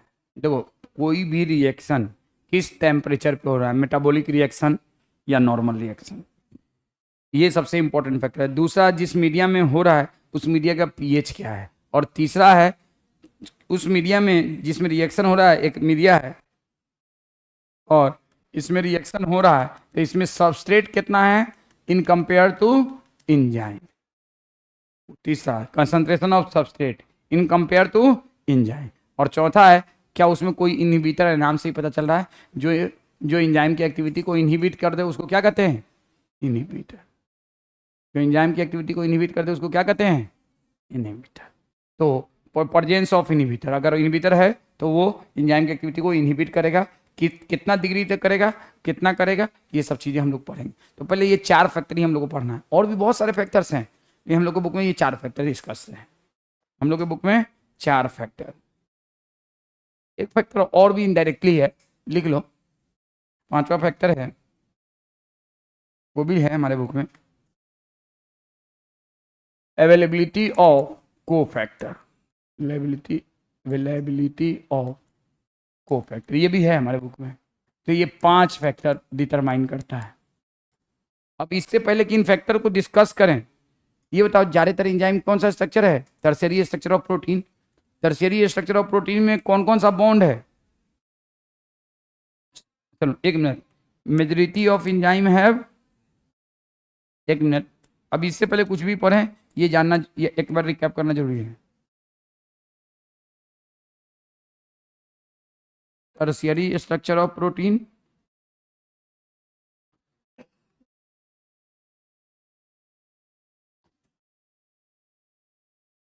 And tertiary structure है विच bond have, कौन कौन से बॉन्ड, बहुत सारे बॉन्ड है कि नहीं, बोलो। Hydrogen bond, ionic interaction, van der Waals interaction, disulphide bond, covalent bond, hydrophobic interaction, ये सब है कि नहीं। इनमें से कोई सा भी एक सिर्फ कोवेलेंट बॉन्ड छोड़ दो तो सारे के सारे बॉन्ड जो है ना वो क्या है, वीक बॉन्ड है। क्या हाइड्रोजन बॉन्ड हो, आयनिक इंटरेक्शन हो, हाइड्रोफोबिक इंटरेक्शन हो, वांडरवाल इंटरेक्शन हो या वांडरवाल बॉन्ड हो, these all bonds are very weak bond. और जैसे ही थोड़ा सा टेम्परेचर बढ़ेगा ना, वो बॉन्ड टूट जाएगा। नहीं समझे? समझ गए? पक्का? ये सबसे पहले समझिए इस बार। नहीं समझे? दीज आर द जो बॉन्ड टर्शियरी स्ट्रक्चर बनाता है, उनमें ज्यादातर बॉन्ड 99% बॉन्ड जो है ना, वो क्या है? Very weak. और जैसे ही थोड़ा सा टेम्परेचर बढ़ता है, दे बॉन्ड स्टार्ट ब्रेकिंग। लेकिन जरूरी नहीं कि कितना टेम्परेचर के बाद? After 40 degree Celsius. देखो 0 डिग्री सेल्सियस है, सुनो मेरी बात ध्यान से, तभी जो मैं बोल रहा हूं इसको ध्यान से सुनना, ये बहुत इस्तेमाल का चीज मैं बता रहा हूं। 0 डिग्री सेल्सियस से 40 डिग्री सेल्सियस तक जो भी बॉन्ड है, चाहे टर्शियरी स्ट्रक्चर में है या सेकेंडरी स्ट्रक्चर में है या क्वार्टरनरी स्ट्रक्चर में, they do not break, they remain stable. लेकिन once a barrier crosses 40 degree Celsius, they start breaking और they become sensitive for breakage. कोई इंजाइम, मान लो एक इंजाइम है, वो 0 डिग्री से 40 डिग्री टेम्परेचर बढ़ाओगे तो उसका कोई भी बॉन्ड नहीं टूटेगा। तो टर्शियरी स्ट्रक्चर में हो चाहे सेकेंडरी में हो, उसका कोई बॉन्ड नहीं टूटेगा। लेकिन जैसे ही 40 डिग्री से ऊपर बढ़ाओगे ना, तो बॉन्ड या तो टूटने लगेगा या टूटने के तरफ बढ़ना शुरू हो जाएगा। अब किसी एंजाइम में 50 डिग्री सेल्सियस में बॉन्ड, उसका टर्शियरी जो डिफरेंट टर्शियरी स्ट्रक्चर में बॉन्ड है वो टूटना शुरू हो जाएगा, किसी में 55 पे, किसी में 60 पे, किसी में 70 पे। तो ये बताओ, अगर 40 डिग्री से ऊपर हम टेम्परेचर बढ़ाएंगे तो बॉन्ड उसका या तो टूटने लगेगा या वल्नरेबल हो जाएगा टूटने के लिए। तो ये बताओ, एंजाइम की एक्टिविटी बढ़ जाएगी कि एंजाइम की एक्टिविटी सेम रहेगी या कम हो जाएगी? कम हो जाएगी। तो लेकिन 0 डिग्री से 40 डिग्री सेल्सियस तक जैसे जैसे हम टेम्परेचर को बढ़ाते जाएंगे, एंजाइम की एक्टिविटी बढ़ती जाएगी, क्योंकि उस वक्त तक एंजाइम का कोई भी बॉन्ड नहीं टूटता है और सबस्ट्रेट को ज्यादा एनर्जी मिलेगा। तो लकड़ी, गर्म लकड़ी को जलाओगे तो जल्दी जलेगा कि ठंडा लकड़ी जल्दी जलेगा? गर्म लकड़ी। वैसे ही अगर एक सबस्ट्रेट है और वो एंजाइम है और सबस्ट्रेट है, दोनों जब ज्यादा टेम्परेचर पे, कितना 40 डिग्री सेल्सियस पे है, तो ज्यादा आसानी से वर्क करेगा, या 30 डिग्री सेल्सियस सबस्ट्रेट तब आसानी से वर्क होगा? 20 डिग्री पे तब आसानी से सबस्ट्रेट पे वर्क होगा या 30 डिग्री पे? 10 डिग्री पे है तब आसानी से वर्क होगा या 20 डिग्री पे? 0 डिग्री पे तब ज्यादा आसानी से वर्क होगा या 20 डिग्री पे? अब फ्रिज में आप रख लेते हो रात में, जैसे मैं एक बार अभी, मैं कभी कभी मेरे पास अपना फार्म हाउस है, उसमें मैं बकरे वकरे पालता हूँ, तो मुझे खाना होता है तो मैं अपना बकरा ही बनवा लेता हूँ, ठीक है ना, महीना, हाँ मैं खुद बनवा वही खाता हूँ, मैं खरीद के नहीं लाता हूँ। अब एक बार में पूरा बकरा नहीं खा जाता हूँ, तो लेकिन यह है कि 2-4 दिन चल जाता है, ठीक है। तो मैं ले गया बकरा का, वो क्या कहते हैं ना, तुम लोग जानते हो कीमा गोश्त वाले बनाते हैं, तो बोल रहा है, मैं अभी 20 दिन पहले की बात है कि ये बकरा का जो कीमा लाए हैं बनवाने, ये बकरीद का है क्या? हम कहें भाई 3 महीना हो गया बकरीद को, अभी तक होगा? बोलते हैं यहाँ लोग रखता है 3-3 महीने तक डीप फ्रीजर में, और 3-3 महीने तक लोग खाता है। हम कहें भैया मैं इतना दिन नहीं रखता हूँ। तो 3 महीने तक कैसे कोई रख लेगा फ्रीजर? तो बकरा क्या है? लिविंग बीइंग है, उसमें इंजाइम है। अगर उसको ओपन एरिया में रखोगे तो 1 दिन में उसका गोश्त खराब हो जाएगा, लेकिन उसको डीप फ्रीजर में रख दोगे -10 डिग्री सेल्सियस पे, तो उसके अंदर का इंजाइम जो है लेकिन वो इनएक्टिव स्टेट में है, क्योंकि उतना कम टेम्परेचर पे उसका कोई भी वो अपने सबस्ट्रेट पे वर्क नहीं कर पाए। तो क्या वो गोश्त खराब होगा? नहीं हो। लेकिन जैसे नॉर्मल टेम्परेचर पे लाके बाहर में 6 घंटे के लिए छोड़ दो, खराब हो जाएगा। तो हम लोग फ्रीज के अंदर क्या करते हैं, जब हम कोई भी फ्रूट्स को, सब्जी को, नॉनवेज आइटम को बहुत कम टेम्परेचर पर रखते हैं, तो उसके अंदर जो भी इंजाइमेटिक एक्टिविटी थी वो रुक जाती है, तो उसका खराब होने का चांसेस कम हो जाते हैं। और जैसे फ्रीज से बाहर निकाल के जो 4 घंटा छोड़ते हैं, उसकी इंजाइमेटिक एक्टिविटी फिर से शुरू हो जाती है। तो वेरी लो टेम्परेचर पे इंजाइमेटिक एक्टिविटी कम हो जाती है और वेरी वेरी लो पे एकदम रुक जाती है। लेकिन जैसे ही 40 डिग्री सेल्सियस से ऊपर जाते हैं तो क्या होता है, इंजाइम पूरी तरह से खराब हो जाता है। किसी कोई इंजाइम 50 पे, कोई 55 पे, कोई 60 पे। क्यों? क्योंकि उसका जितना भी बॉन्ड था जो उसको बनाया हुआ था वो सब टूट फूट के छिट बिछिट हो गया, और इसको हम कहते हैं denaturation of enzyme. Denaturation of protein बताया था? नहीं बताया था? आई थिंक मैंने बताया था थोड़ा सा ही। तो वही तो है denaturation of protein, denaturation of enzyme. When enzyme heated more than optimum temperature, optimum temperature कौन सा है? 40 डिग्री, और 40 डिग्री सेल्सियस से ऊपर हीट करते हैं तो वो परमानेंटली खराब हो जाता है इंजाइम। और उस परमानेंटली जब इंजाइम खराब हो गया तो उसको हम क्या कहते हैं? डीनेचुरेशन, और 40 डिग्री सेल्सियस पे डीनेचुरेशन नहीं होता, उससे ऊपर होता है। लेकिन कुछ एंजाइम जैसे टैग पॉलीमरेज वो 80-90 डिग्री सेल्सियस पे भी डीनेचर्ड नहीं होता है, तो वो थर्मली स्टेबल एंजाइम है, जिसको हमने शुरू में अंडरलाइन किया था, कहा था बाद में बताऊंगा। तो टैग पॉलीमरेज कौन सा एंजाइम है? Thermally stable. They do not become destroyed even at 80 और 90 डिग्री। क्यों? क्योंकि उसमें इस तरह के बॉन्ड है ना कि वो 70-80 डिग्री सेल्सियस पे, अरे यार मैं तो डर गया कि क्या हुआ, बम ब्लास्ट तो नहीं हुआ, 70-80 डिग्री सेल्सियस पे वो खराब नहीं होता है। देखो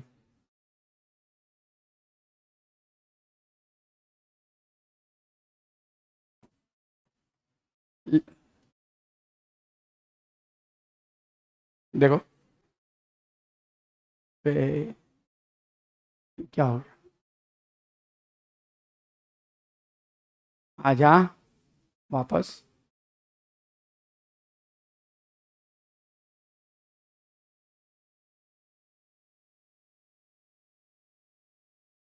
लिख लो, थर्मल स्टेबिलिटी टैग पॉलीमरेज, याद है ना, ऑब्लिग इंजाइम ऑप्टेन, तुम लोग को देख कैसा मुंह बना लिया है, enzyme obtain from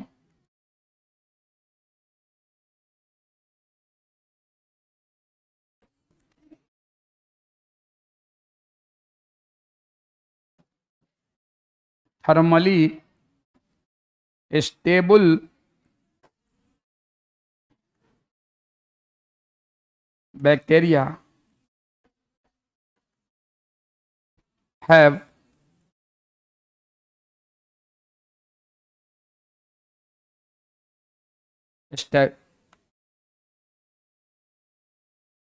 thermally stable enzyme.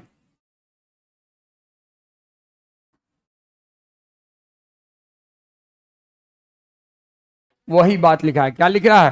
Thermal stability is thus an important quality of such enzyme isolated from the thermophilic organism. कोई दिक्कत समझ में आ गया? लेकिन बाकी हम सब का एंजाइम जो है क्या थर्मली स्टेबल है? नहीं, they get destroyed after 40 degree Celsius. कोई दिक्कत? After 40 degree Celsius. लेकिन टैग पॉलीमरेज और enzyme obtain from thermally stable bacteria have thermal stability, thermally have thermally stable enzyme. इसी बात को मैंने थोड़ा दूसरे तरीके से आसान लेंगे। अब हम लोग बात कर रहे हैं factor affecting the activity of enzymes, ये तो हमने देख लिया। अब इसमें देखो थोड़ा सा हम यहाँ पे आपको ये टेम्परेचर, पहले टेम्परेचर बात करेंगे, फिर पीएच की बात करेंगे, और थोड़ा सा इसमें हम लोग को अदर देन एनसीईआरटी पढ़ना पड़ता है, आता है क्वेश्चन, फिर उसका कंसंट्रेशन ऑफ सबसेट पे तो बहुत क्वेश्चन आता है। तो सबसे पहले हम लोग टेम्परेचर पे याद करते हैं कौन कौन से बॉन्ड है, तो तुम लोग अपना खुद से लिख लेना ना, लिख लोगे ना? हाँ ठीक है ना। अब आइए,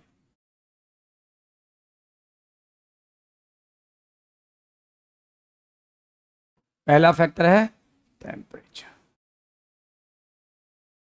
इसमें लिखो for majority of enzymes as temperature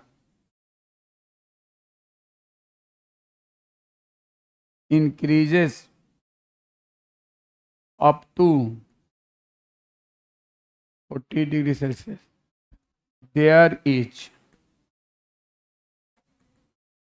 increase in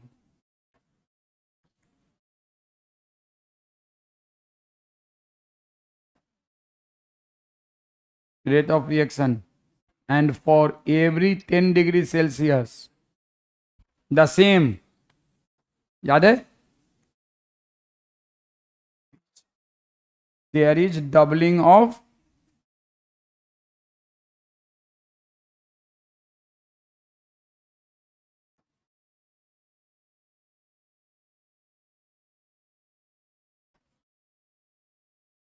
reaction। as temperature up to 40 there is an increase in rate of reaction and for every 10 degree increase in temperature there is doubling of reaction. ये enzyme के presence में भी हो, लेकिन कहाँ तक? Up to 40 degree, उसके बाद नहीं। यानी कि देखो, अगर यही काम बिना इंजाइम के होगा तो जैसे जैसे टेम्परेचर बढ़ेगा डबलिंग होता जाएगा। 40 से 50 जाएगा तब भी डबल हो जाएगा, 50 से 60 जाएगा तब भी डबल हो जाएगा, 60 से 70 जाएगा तो भी डबल हो जाएगा। लेकिन इंजाइम के प्रेजेंस में सिर्फ 40 डिग्री सेल्सियस तक ही डबल होगा, उसके बाद बढ़ेगा नहीं बल्कि कम होना शुरू हो जाएगा। कोई दिक्कत? उसके बाद बढ़ेगा नहीं, कम होना। क्यों? समझ में आ गया ना? क्योंकि टर्शियरी स्ट्रक्चर एंजाइम का क्या हो जाएगा? तो उतना शुरू हो जाएगा। कोई दिक्कत? कोई दिक्कत? तो इस बात को अब सुनो। After 40 degree Celsius majority of enzymes show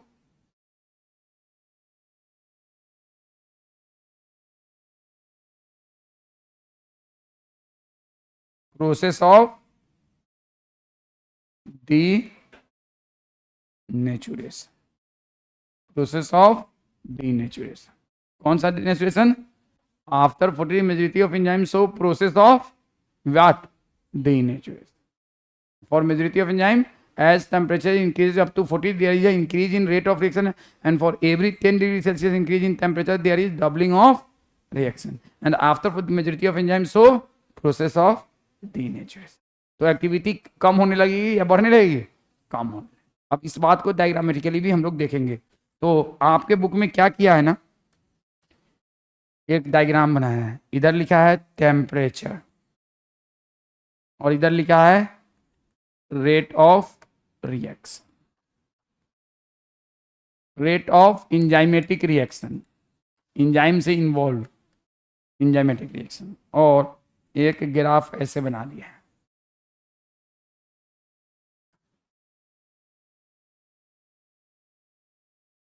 कोई दिक्कत?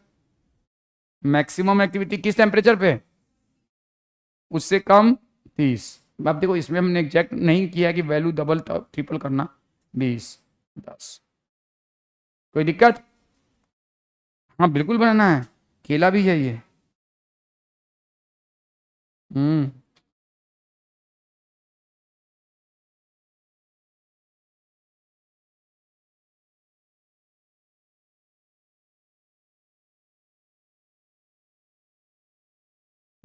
कोई दिक्कत?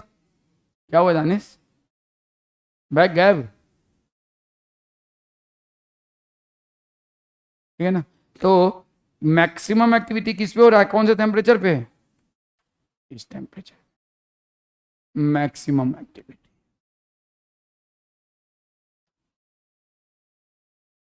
और किस पे? इस 40 डिग्री सेल्सियस। तो इस 40 डिग्री सेल्सियस को हम कौन सा टेम्परेचर कहते हैं? Optimum temp. ऑफिस में पूछो, लेके आके कहीं ऑफिस में रख दिया होगा, राहुल या पांडे जी से पूछो। Optimum temperature. ये बताओ दानिश, तुम मार खाने वाला काम किया हो कि नहीं? किसके परमिशन से क्लास में घुसे हो तुम? तो तुम्हें कल पिटाई करते हैं क्लास के बाद, ठीक है ना? ऑप्टिमम टेम्परेचर, ऑप्टिमम टेम्परेचर, इसको कौन सा टेम्परेचर कहते हैं? Optimum temperature. The temperature at which enzyme show maximum activity, the temperature at which show enzyme, the temperature at which, direct ये वन लाइनर क्वेश्चन है, एंजाइम शो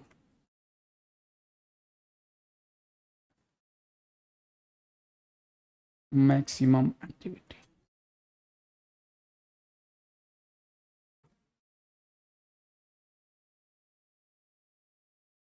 अब इसी diagram के नीचे लिखना, फॉर मेजोरिटी ऑफ एंजाइम्स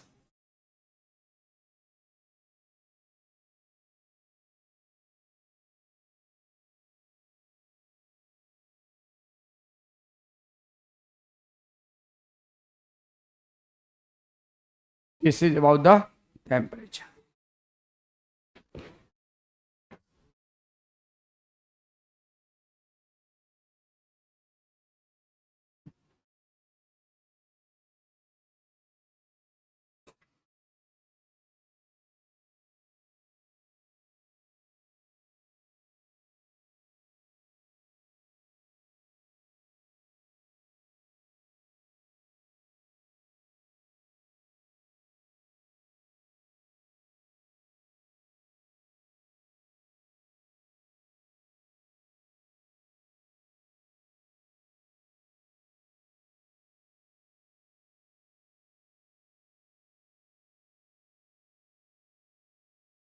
हो गया।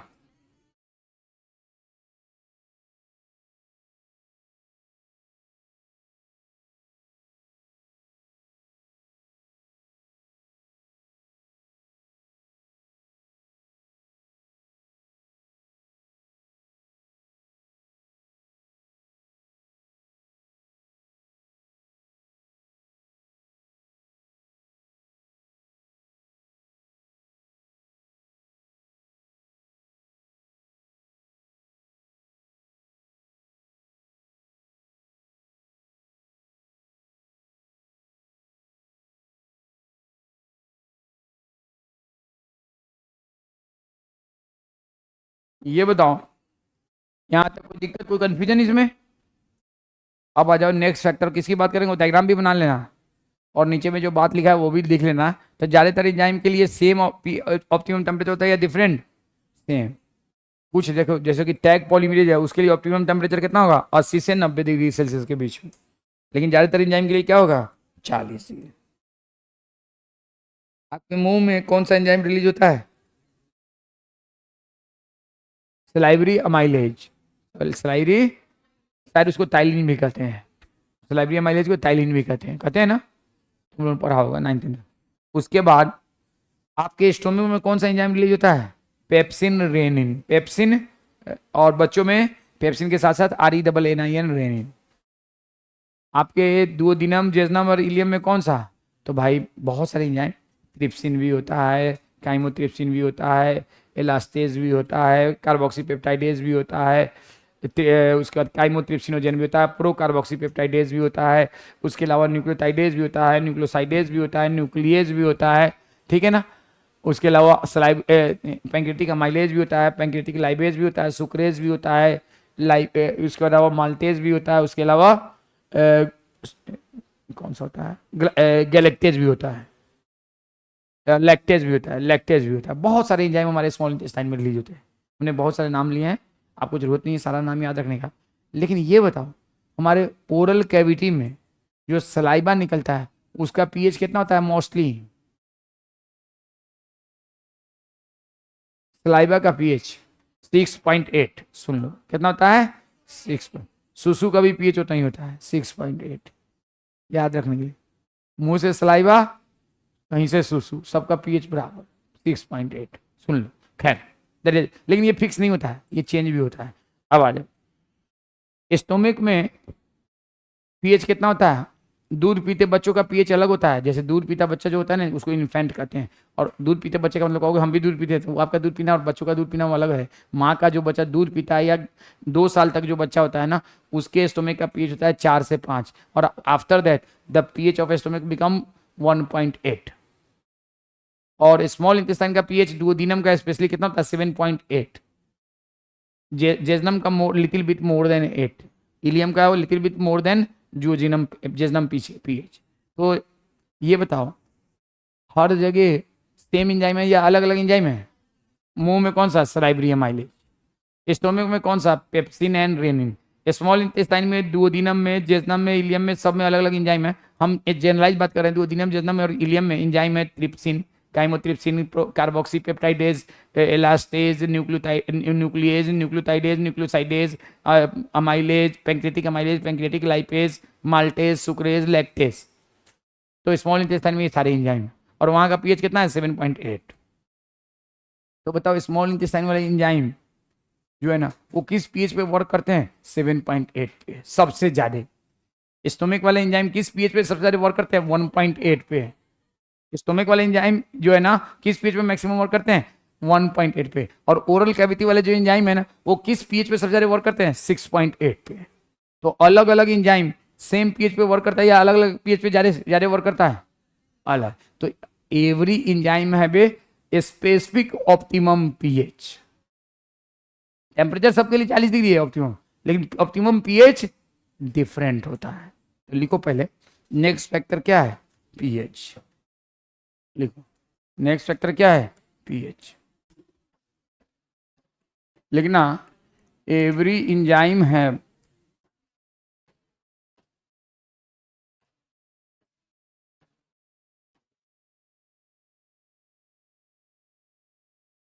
a specific pH at which it work maximally.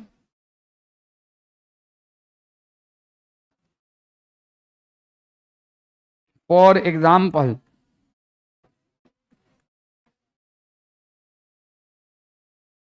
optimum pH for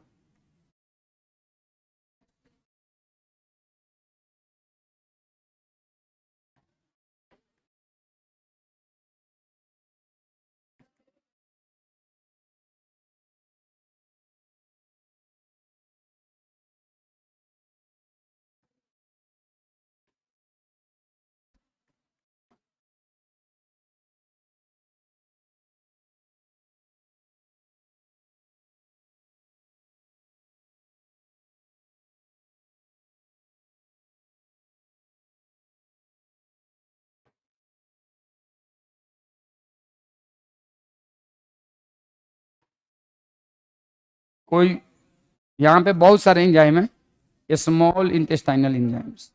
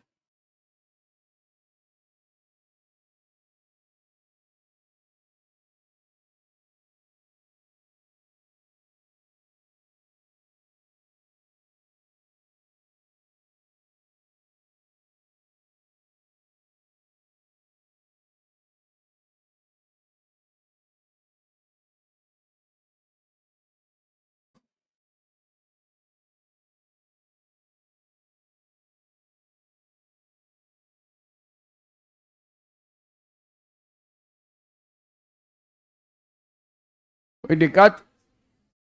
कोई दिक्कत? above or below the optimum pH, the activity of enzyme get reduced। तो देखो, जैसे कि पेप्सिन मैक्सिमम किस पीएच पे वर्क कर रहा है? 1.8 पे। कौन सा? स्लाइब्री माइलेज किस पे है? 6.8 पे। ज्यादातर इंटेस्टाइनल एंजाइम किस पे? 7.8 पे। तो ये कौन सा पीएच हो गया? और उससे कम या उससे ज्यादा पे उसकी एक्टिविटी कम हो जाएगी या बढ़ जाएगी? कम हो जाएगी। एक चीज मैं बताऊं, ऑप्टिमम टेम्परेचर से अगर टेम्परेचर कम हो तो एंजाइम की एक्टिविटी कम रहती है, और ऑप्टिमम टेम्परेचर से ज़्यादा हो तो एंजाइम की एक्टिविटी फिर से कम हो जाती है। और ओके सर, कौन सी नई बात है, तो हमको पहले से मालूम हो गया है। उसी तरह से कहा जाए, ऑप्टिमम पीएच से नीचे एंजाइम की एक्टिविटी कम रहती है और ऑप्टिमम पीएच से ऊपर एंजाइम की एक्टिविटी कम रहती है। तो फिर दोनों में क्या दिक्कत है सर? हम ये भी तो कह सकते हैं कि below the optimum pH and below the optimum temperature enzyme activity is reduced and above it again reduced। लेकिन एक लोचा है, एक केमिकल लोचा है। कौन सा लोचा? केमिकल लोचा। क्या लोचा है? केमिकल। तो टेम्परेचर जब कम रहता है ना तो एंजाइम की एक्टिविटी स्लो रहती है, लेकिन एंजाइम क्या डैमेज होता है? नहीं। क्या 0 डिग्री सेल्सियस में एंजाइम डैमेज होता है? नहीं। उसकी एक्टिविटी कम हो जाती है। क्यों कम हो जाती है? क्योंकि उसके एक्टिव साइट में जो फंक्शनल ग्रुप है ना, they are maximally active at optimum temperature. लेकिन लो टेम्परेचर पे वो अपनी एक्टिविटी को स्लो कर लेता है, वेरी लो पे और स्लो, लेस देन 0 तब बिल्कुल एकदम बंद कर देता है। लेकिन जैसे वापस आता है टेम्परेचर तो वो काम करना शुरू करता है। लेकिन आफ्टर जैसे टेम्परेचर बढ़ता है 40 डिग्री सेल्सियस से ऊपर ऑप्टिमम टेम्परेचर से, तो उसका जो फंक्शनल ग्रुप है वो डिस्ट्रॉय होने लगता है, उसका एक्टिव साइट डिस्ट्रॉय होने लगता है, उसमें बॉन्ड टूटने लगते हैं, तो वो एंजाइम काम का नहीं रह जाता है। लेकिन अगर ऑप्टिमम पीएच से ज़्यादा नीचे आओगे या ऑप्टिमम पीएच से ज़्यादा ऊपर जाओगे ना, तो पीएच क्या है? मतलब हाइड्रोजन आयन। और जब किसी मीडियम में हाइड्रोजन आयन बहुत कम होगा या हाइड्रोजन आयन बहुत ज़्यादा होगा ना, तो दोनों केस में वो एंजाइम परमानेंटली खराब हो जाएगा।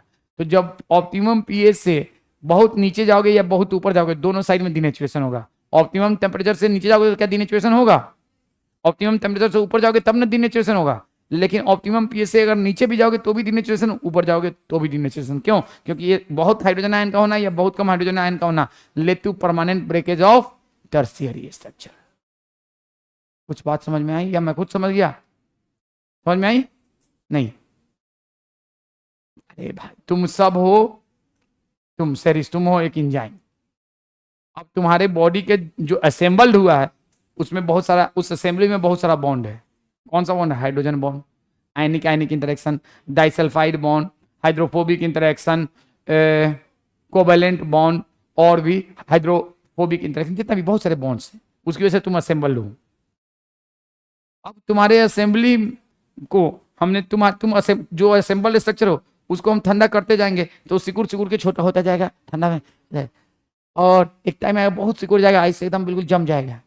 लेकिन वापस जब टेम्परेचर को बढ़ाएंगे तो फिर वो 40 डिग्री सेल्सियस मैक्सिमली वर्क करने लगेगा। लेकिन 40 डिग्री सेल्सियस जब वो बढ़ाएंगे ना तो इधर बाल चलने लगेगा, इधर मुंह खुलने लगेगा परमानेंटली, इधर कान जलने लगेगा, इधर पैर इधर परमानेंटली अलग हो जाएगा, तो तीन चार होगी। अब देखो ये तो टेम्परेचर की बात हो गई। पीएच में क्या? तुम्हारे सराउंडिंग में एक हाइड्रोजन आयन का एक आइडियल कंसंट्रेशन है जिसपे तुम्हारा टर्शियरी स्ट्रक्चर मेंटेन है। अब हाइड्रोजन आयन बहुत कम करोगे ना तो भी तुम्हारे जो डिफरेंट बॉन्ड्स हैं वो बॉन्ड टूटना शुरू कर देंगे, और हाइड्रोजन आयन बहुत ज्यादा बढ़ा देंगे तो भी टूटना शुरू कर देंगे। Hydrogen ion is critical for making the tertiary structure. और अगर हाइड्रोजन आयन का कंसंट्रेशन एक एंजाइम को जितना चाहिए उससे बहुत ज्यादा हो जाए या बहुत कम हो जाए ना, तो उसका जो टर्शियरी स्ट्रक्चर को बनाने के बॉन्ड है वो टूटना शुरू हो जाता है। तो दोनों, जब पीएच कम होगा तब भी डिनेचुरेशन होगा, पीएच बढ़ेगा तब भी। समझ में आया कि नहीं आया? तो ये लिखो नोट करके, ये हो गया। एक सेकेंड तो तुम्हारा कभी खत्म नहीं होता है रे। हाँ चलो लिखो,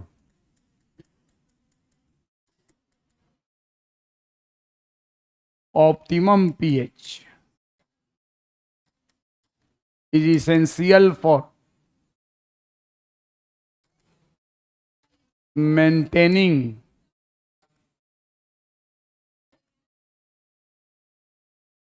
optimum pH is essential for maintaining tertiary structure। अच्छा सुनो, लिखो पहले, लिखते हो कि नहीं? देखो उसके बाद लिखो बिलो और एबव इट, बिलो और एबव इट। अभी मगरिब का टाइम हो रहा है, एक मिनट सुन लो। मगरिब नमाज के वक्त में समोसा नहीं मांगते, नमाज की बात सोचते हैं, ठीक है ना? बिलो और एबव इट, ताकि दुआ करो शायद अल्लाह ताला कबूल कर लें। अगर दुआ करो हो सकता है मन में सलवा भी आ जाए। बिलो और above it there may be, there is chances of denaturation, chances of denaturation. Optimum pH is essential for maintaining tertiary, below और above it there is chances of denaturation. मैं बोलता हूँ विद को होगा तो ला देगा, ठीक है ना? Optimum pH is essential for maintaining tertiary structure, below और above it there is a chances of what? Denaturation. याद रखना, इसके ऊपर या नीचे, लेकिन टेम्परेचर के केस में ये नहीं होता है। टेम्परेचर के केस में ये नहीं होता है, ये एकदम भूलना मत, ये आया हुआ है कई बार नीट में क्वेश्चन आया हुआ है, ठीक है ना। तो enzyme generally function in a narrow range of temperature and pH, इसमें कोई दिक्कत नहीं है। each enzyme show its at particular temperature and pH called optimum temperature optimum pH activity decline both below and above the optimum value। low temperature preserve the enzyme but low pH preserve the enzyme। आपसे मैं एक question लिखूं, which preserve the enzyme, इसका answer सब बताओगे।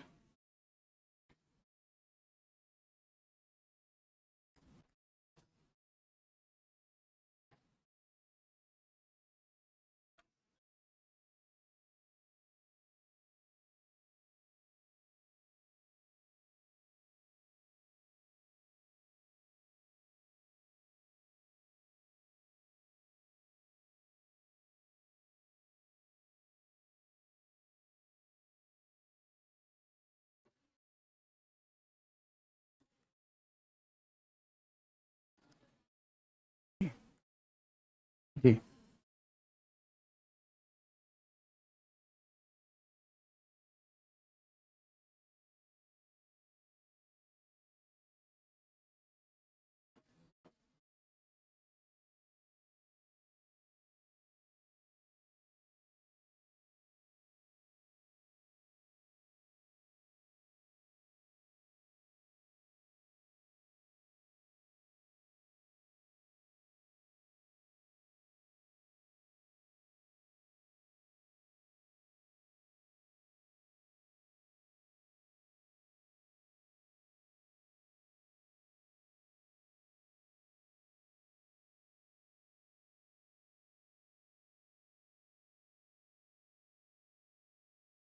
क्या होगा answer बताओ।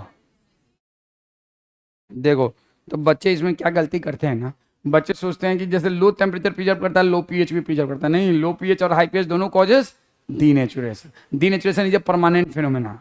अगर नहीं मालूम है तो ये लिख लेना नोट करके छोटा सा, ठीक है ना, नोट करके लिख लेना, denaturation is a permanent phenomena.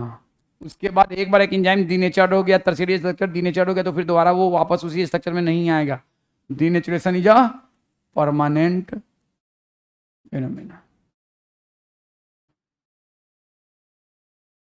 Denaturation is permanent phenomena. ये क्या है, परमानेंट फिनोमेनन है। तो low temperature then optimum temperature, above the optimum temperature pH above the optimum pH, pH below the, इन दोनों में क्या होगा, डीनेचुरेशन। इसमें क्या होगा, डीनेचुरेशन। लिख देता हूं, याद नहीं रहेगा, डीनेचुरेशन। और इसमें भी क्या होगा, डीनेचुरेशन। और ये केमिस्ट्री में भी दिया हुआ है, बायोमोलिकुल वाले चैप्टर में, केमिस्ट्री में भी पूछा जा सकता है, केमिस्ट्री के 12th क्लास के बायोमोलिकुल में भी दिया हुआ है। तो ये क्वेश्चन दोनों में आता है, बायो में भी आता है, केमिस्ट्री में भी आता है, ठीक है ना। अब ये नहीं लिख के आएगा कि 12th के क्लास से आया है कि 11th के आया है, हाँ, ये कभी नहीं आता है कंपटीशन में किस क्लास से आया है, ठीक है ना, लेकिन आता है केमिस्ट्री में भी, ठीक है ना। तो आपको ये याद रखना होगा कि low temperature then optimum temperature, जितने कम टेम्परेचर रखोगे उतना ही प्रिजर्व कर। अगर मान लो आपको कोई चीज़ प्रिजर्व रखना है तो उसको जितने कम टेम्परेचर पर रखोगे उतना ही ज़्यादा दिन तक।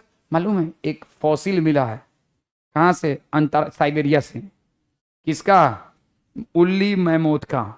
वो फॉसिल कितना पुराना, 25,000 साल पुराना। और उस कितना साल पुराना, 25,000। उली मैमोथ, हाथी के जैसा, छोटा सा हाथी के बच्चा जैसा दिखता है, उसका गोश्त, चमड़ा सब प्रिजर्व था, इतना सेफ था कि उसको टुकड़ा करके कुत्ता को खिलाया जा सकता था। और कितना साल पुराना था, 25,000 साल। तो कैसे इतना दिन तक सेफ रहा, वेरी लो टेम्परेचर, -30, -40, -50 डिग्री से। तुम्हें प्रीजर्व रखना हो तुम्हारे पापा मम्मी को, तो तुम्हें क्या करेंगे, हाँ, डीप फ्रीजर से भी सुपर डीप फ्रीजर में डाल दिया जाए, एकदम सही फ्रीजर, हाँ, है ना बात को समझ गए। तो low temperature preserve the substrates, कोई दिक्कत, low temperature preserve the enzyme, ठीक है ना, खराब नहीं करता, लेकिन लो पीएच खराब कर देता है। चलो ये हो गया, लिख लिया, एक सेकेंड, तो हो गया, वेरी गुड। तो देखो यही लिख रहा है, एक्टिविटी लो टेम्परेचर, देखो लो पीएच नहीं लिखा है, inactive where high temperature destroy enzyme. Destroy का मतलब बुक में लिख लेना, यहीं पे डिस्ट्रॉय का मतलब denature enzyme, because protein are denatured by, destroy मतलब दी नेचर्ड बाई हीट। कोई दिक्कत, कोई दिक्कत? अब आ जाओ, बहुत इंपॉर्टेंट सब टॉपिक है। नमाज का टाइम हो गया तो तुम लोग जाओ नमाज, मैं सब मौसे के लिए बोल देता हूँ और उसके, अरे बोल देता हूँ हम यहाँ। हाँ थोड़ा सा और फरमाइश करो।